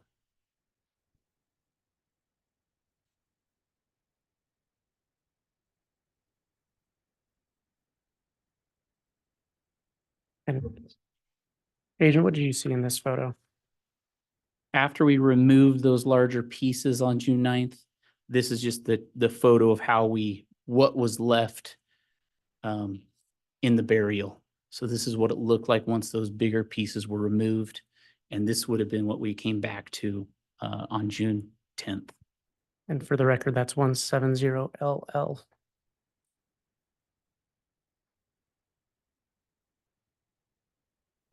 And Your Honor, this is 170CC. What was happening in this picture? And I would just call this more of an exit photo. So now we've kind of wrapped things up for June 9th. And that's just kind of how we started. We were starting to put things away. And then we're getting ready to leave the scene for June 9th. And Your Honor, this is 170EE as in echo. Agent, what do you see in this photo? This is going to be the morning of June 10th. So now we're back on scene and we're one of our priorities, we have a lot of priorities, but one of the priorities for June 10th is going to be to finish the excavation of Tylee Ryan's burial site. And in this photo, you can see those orange stakes. The orange stakes is the perimeter I set up around Tylee Ryan's burial site. So that's going to be one of our main focuses for June 10th. Agent, you had spoken earlier about sifters. Can you see where my mouse is located? Yes. Or pointer, I should say. Is that one of the sifting tools you used? Yes, that's one of our wooden sifters. And on the inside of that, there's a wire mesh. So that's what the sifters look like. Your Honor, this is photo 170FF. And Agent, what was going on in this photograph? So this is just showing there's those orange stakes. So that's just outlining kind of the perimeter now of Tylee Ryan's burial site. And that's going to be where her remains are. Now we just need to do that process we've talked about, just kind of layer by layer excavation. And we're just going to try to note anything significant that we find as we go layer by layer down. And we're just going to try to show that story of how we find her inside that burial site. Your Honor, this is photo 170GG. Agent, what did you observe here? And now you can see on this one, on one side of the burial site, we were able to excavate pretty deep. And you can start to see a green melted 5-gallon bucket. And then at the very bottom, we finally see something identifiable to us, which was Tylee's skull. And that's what you're basically seeing. On the top portion of that photograph, just something to note was the soil on the top side was, there was a harder substance to it. And I don't know what that was, but it just made it difficult for us to excavate. And what we end up doing is and I don't know if it was concrete or a quickcrete or what it was, but it made it hard to excavate. So we end up getting the backhoe and kind of pulling back that hard substance. And that's kind of what I wanted to show or talk about in that one. Your Honor, this is photograph 170HH. And Agent, what did you observe here? Now you can see that we've got around the entire human remains. And this is just we're pedestaling out these human remains, and it's just something really unique. They don't look like human remains. What we end up finding is just kind of this melted mass of remains. And you can see that you can kind of see the edge of the melted green bucket on this photo.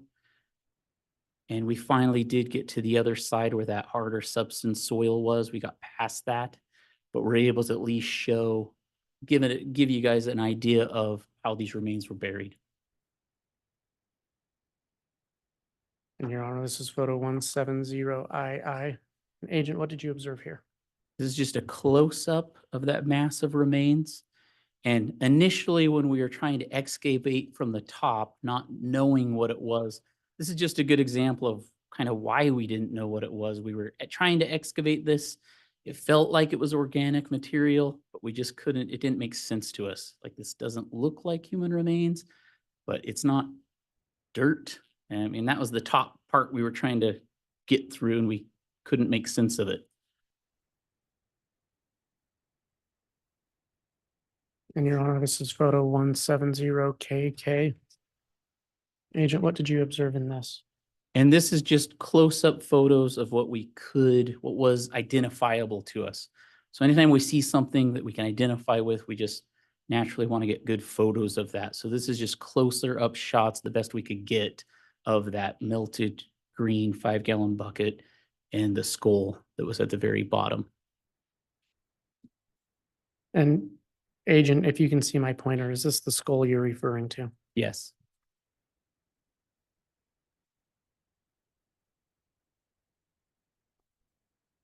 And Your Honor, this is 170JJ. Agent, what is this? This is just another close-up as best we could. Again, we're trying to get deep in that hole or the burial and get a close-up as best we can in place of that skull. And that's what you're seeing.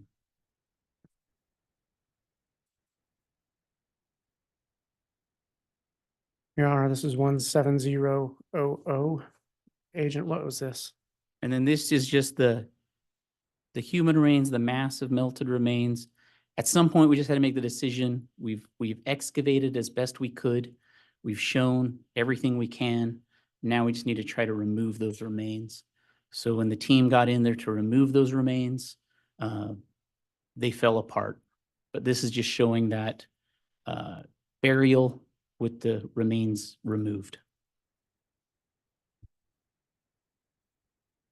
When you say they fell apart, how did that happen? What was going on when they fell apart? Well, just as a team of people tried to lift that pedestaled out massive remains, it literally just fell to pieces. And so then just imagine us all trying to pick up those pieces and put them into a body bag that was placed close by. Your Honor, this is photo 170NN. Agent, what was this? And then this is the coroner's body bag that was nearby that burial. And then these are those pieces that were then placed in the coroner's body bag.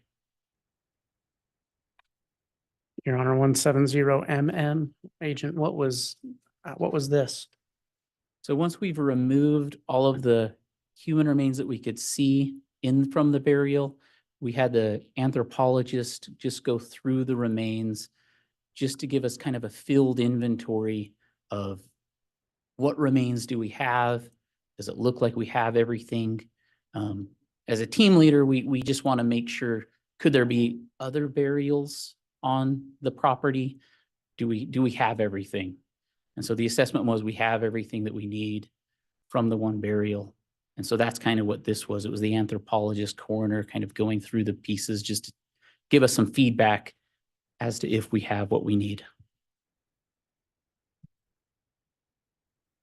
Your Honor, the 170PP. Agent, what is this a photo of? This is just a closer up photo now of those bricks. So now once we've decided, hey, the human remains were here, this was the burial, let's go ahead and collect those bricks. We still couldn't say that those bricks were on top of Tylee Ryan's grave, but they were close enough. And after what we saw at JJ's grave, we decided to collect those as evidence just in case. Your Honor, this is photo 170QQ. And Agent, what did you see here? This was just at the very end after we were done collecting the human remains. We had the backhoe just go a little deeper in the burials in each of them, but this was Tylee's. We had the backhoe just go a little deeper and a little bit wider at the burial, just to ensure that we had everything and we didn't see anything else unusual in the area. And then once the backhoe was done, then we covered the area back up. So we put the animal remains back in and we covered the entire area with backfilled all of the holes that we dug.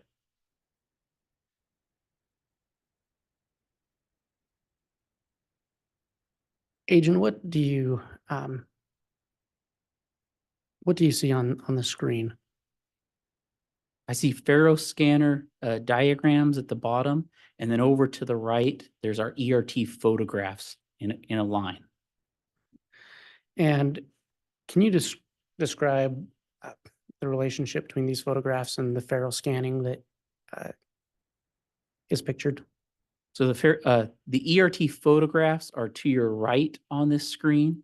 And as we click on each one of the photographs, it's just going to show, it's when you click on it, that photograph's going to be blown up in the middle. And then it's going to show a layer. They'll start with layer A. And then when we click on that layer, you're going to get a line in the bottom Faro scanner diagram. And all it's going to show us in the Faro scanner diagram is just an approximate depth for where we are at on that ERT photo, that layer. And the numbers going down the middle are is that, And that's in measurement is the numbers going down the middle is just a depth measurement, and it's going by feet. So 0 to 1 foot, 2 foot to 3 foot.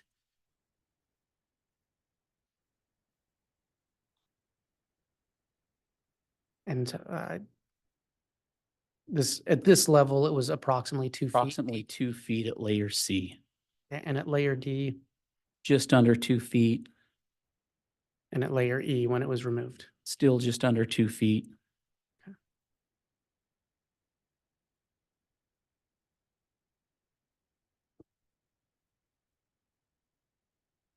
Agent, I'm gonna call your attention to what's labeled here as the shed or barn.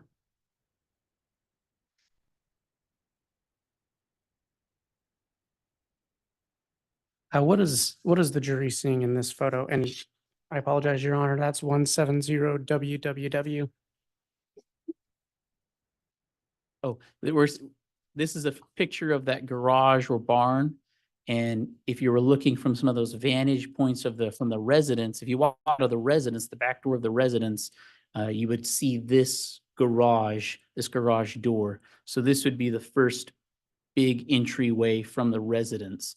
So we're about to walk into, it's an overall photo showing the big garage door as you walk into the garage or barn.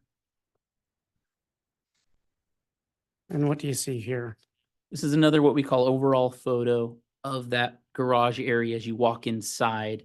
And then over to the right, things of interest will be the tools that we're going to be looking at inside this garage.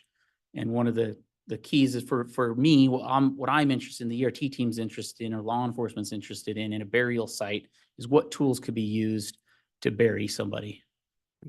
And Your Honor, that's 170QQQ.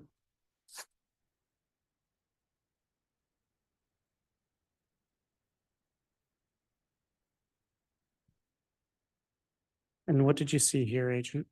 As you walk to that big garage door, which you can see in the photo, and if you just turn right, then you're going to see the tools lined up on the right side of that garage, or it's going to be the south side of the property. And Your Honor, that's 170PPP.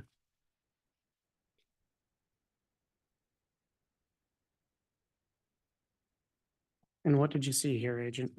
And this is just a medium shot now of those tools on that same side of the garage. We're just getting a little closer to them. Right. And that's, Your Honor, that's photo 170000.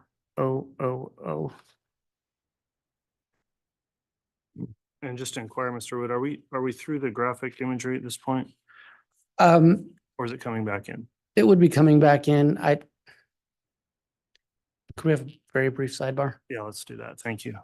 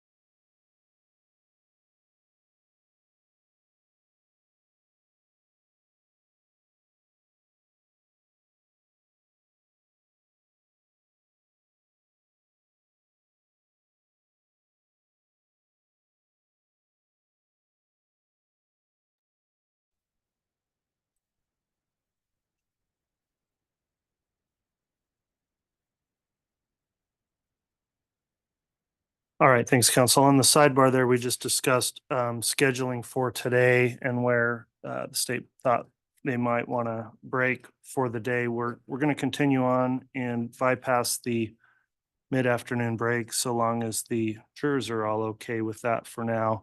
And I think there's kind of an estimate that maybe here in 30 minutes or so we'll be concluding to break till Monday. Is that where you think things will be, Mr. Wood? Somewhat around there, and Your Honor, I appreciate that. Just based on the court's earlier request of when we'll be breaking, I think that would probably be the best place. Okay. So if you want to just continue on with direct and given that with our scheduling, is there going to be any more of the graphic photos today? No, Your Honor. Okay, so we can go ahead and just have the monitors or the projection if you publish anything further at this point, and then we'll go back to that further on Monday.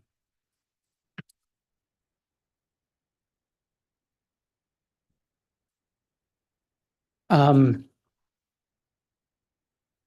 don't recall, Your Honor, if I had labeled this picture. It's 170NNN. Okay, not yet. So QQQ, I think, was the last one I had.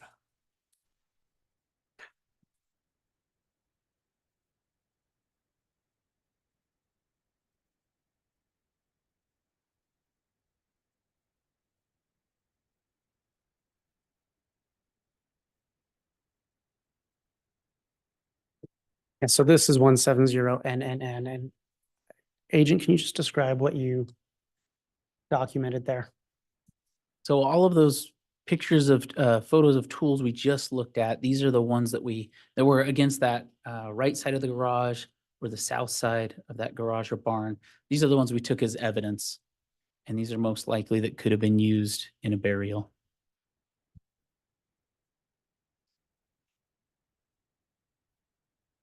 And Your Honor, this is 170MMM as in Michael. Agent, what was this? This is one of those tools we just saw that was taken as evidence, and it's just a pick.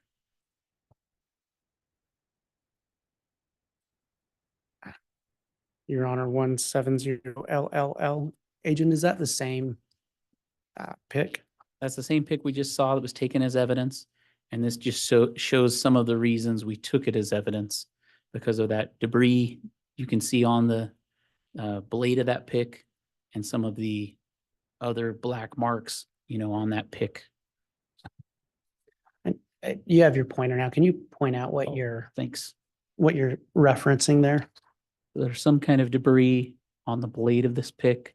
And you kind of see the black, potentially char marks on this pick. Grounds? Sustain. Okay. Just to that part of the response, Mr. Wood.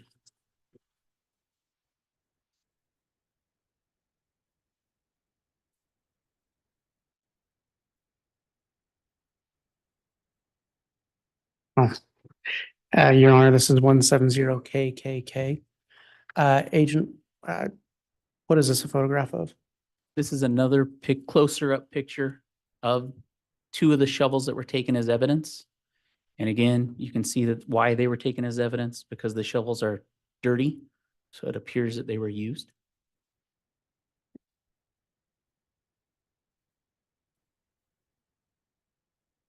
Your Honor, this is photo 170UUU. And Agent, what was the significance of that photograph? As you walk into the garage and if you make a left, these are tools that were collected as evidence that were from the left side of that first entryway of the garage. So we're on the west side of the garage. And then as you walk in the garage right here, you make a left. These tools were in this area. And obviously we're taking tools that could have been used to do something to our human remains we found.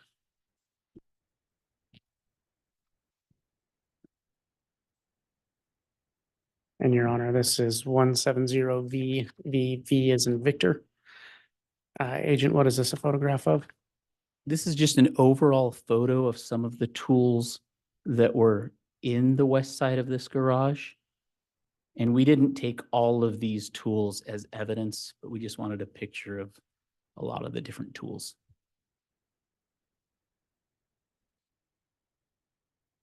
And this is 170SSS. Agent, what was this a photograph of?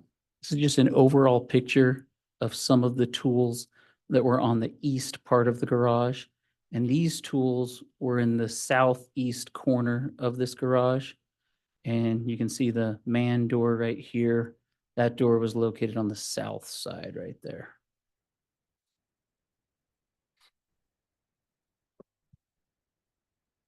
This is photograph 170TTT. What was this an image of? These are those same tools in that same area.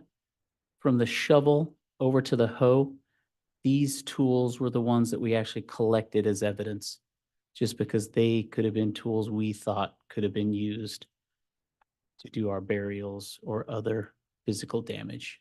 And Your Honor, I need to make a correction on the labeling. Okay.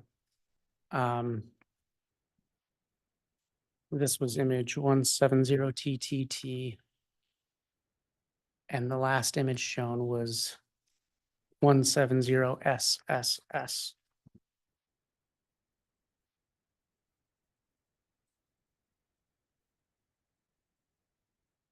And Agent, what, Your Honor, this is 170RRR. What was this an image of? These are bricks that were similar to the bricks that we found near Tylee Ryan's burial site. And we found these bricks over by this shed. And we took a sample of those bricks also.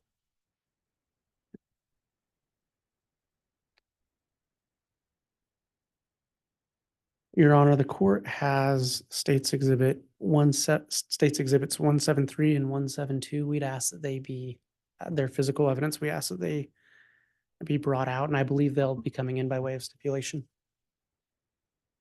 Okay, you've, No objection, Judge. all right, the defense has reviewed both exhibits 173 and 172. They've been offered and are admitted. I'll instruct the bailiffs to retrieve those and they can be brought into the courtroom. And while they retrieve those, Agent, what did you do with the tools you collected? We turned everything over to the Rexburg PD at the end of the both days. So we packaged them on scene and then turned them over to Rexburg PD. And it probably is obvious, but when you say PD, is that referring to the police department? Police department. Okay.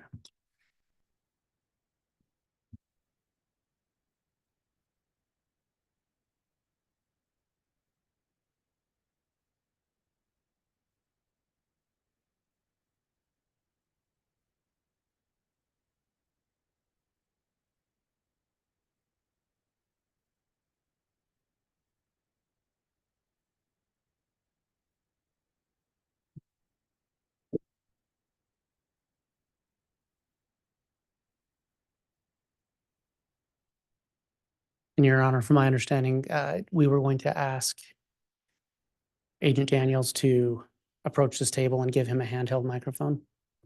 Okay, the witness can approach the table. If you'll stand, of course, on the side furthest from the jurors, facing the jurors, I guess, would be the appropriate place, and we'll get a microphone for you to continue testifying.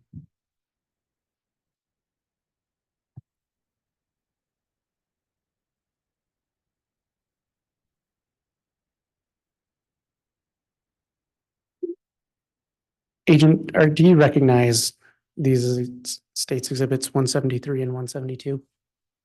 I do. What are they? It's the pick from one of the photos we just showed you. And it's the yellow handled and yellow and black handled shovel from one of the photos we just showed you. And can you unwrap the pick and show it to the jury? Can you identify which of the two, which exhibit is that? Oh, I apologize. That is 172.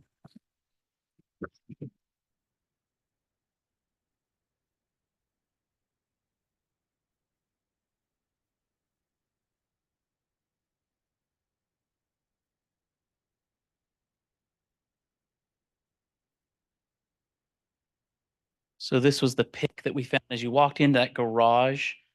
And then to your right, this was the pick that was to the right. And originally when we found it was in a crate. And then when we removed it from the crate, it was one of the ones we lined up, and you saw a picture of it when it was lined up with a few other items, and we took them as evidence. And Agent, without stating anything conclusory about what's on that pick, what about that pick drew your attention? Typically, when we look for tools to take, we'll look for tools that we typically use for burials. And I already kind of mentioned to you some of those tools. We use rakes, shovels, picks, and other items. So this is a pick, so we'll kind of scrutinize those more. And then this one was, we'll just say dirty. So it was dirty. And so that was something that drew our attention. And that would just give it, the lab would be easier to test a dirty item. So those are things that we would look for. Thank you. And then if you can unwrap State's Exhibit 173 and show that to the jury.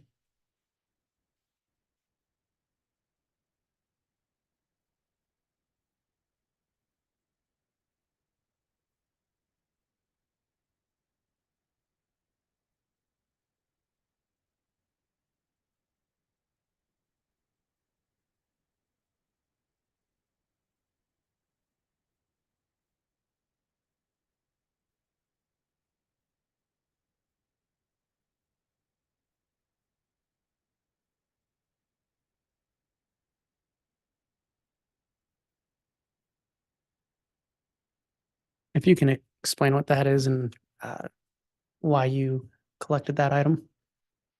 So again, if you walk into that garage through the big garage door off to your right, this was one of the tools that was up against the south side of that garage.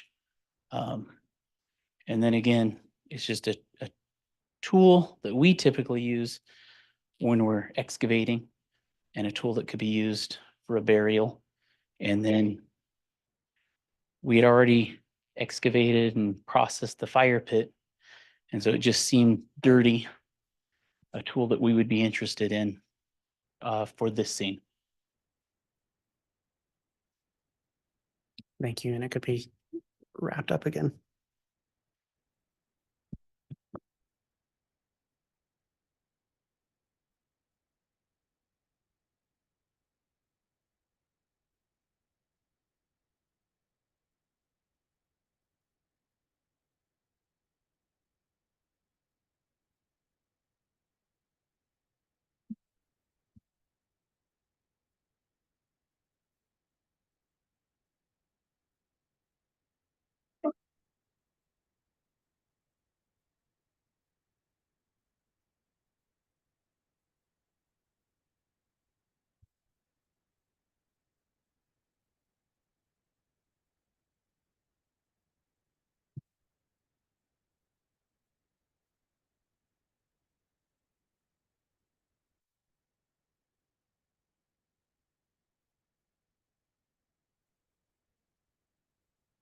And Your Honor, that actually went a little faster than what I had anticipated. If leave it at the discretion of the court, I believe I could finish up my direct by 2:30. If the court would like us to do that, I'll leave that up to the court. I understand that we'd still have to bring this witness back for cross. So however the court wants to do that is fine with the state. Why don't you, well, I guess I can leave it up to you somewhat as well, Mr. Wood. I don't want to. Would it make sense to go another 10 or 15 minutes? Or would that just put it too close to when you want to conclude your line of question? I think it would probably take about another 40. Okay. Well, given the schedule and concerns we had today, I think what we'll do is go ahead and recess for the afternoon then, given the time. I appreciate you inquiring on that, Mr. Wood. We will go ahead and break until Monday then, and we'll continue with testimony of Agent Daniels on Monday. As we break for the day, first, I'd like to thank those in attendance for complying with the courtroom conduct order throughout today. And for ladies and gentlemen of the jury, before you break for the weekend, again, I will give you the admonishment you've heard many times before, which is to please not discuss this case at all amongst yourselves or with anyone else. You're not permitted to do that until you begin your deliberations. In addition, avoid any kind of investigation into the case or review of any of the facts of the case from outside sources. If you see the case being reported in the media or otherwise, please avoid paying attention to that. And we'll ask you about that as you return Monday morning with your daily juror affirmation that you've complied. So thanks for your attentiveness today. We're going to recess for the afternoon and we'll begin again on Monday morning with our calendar starting at 8:30. All right, please.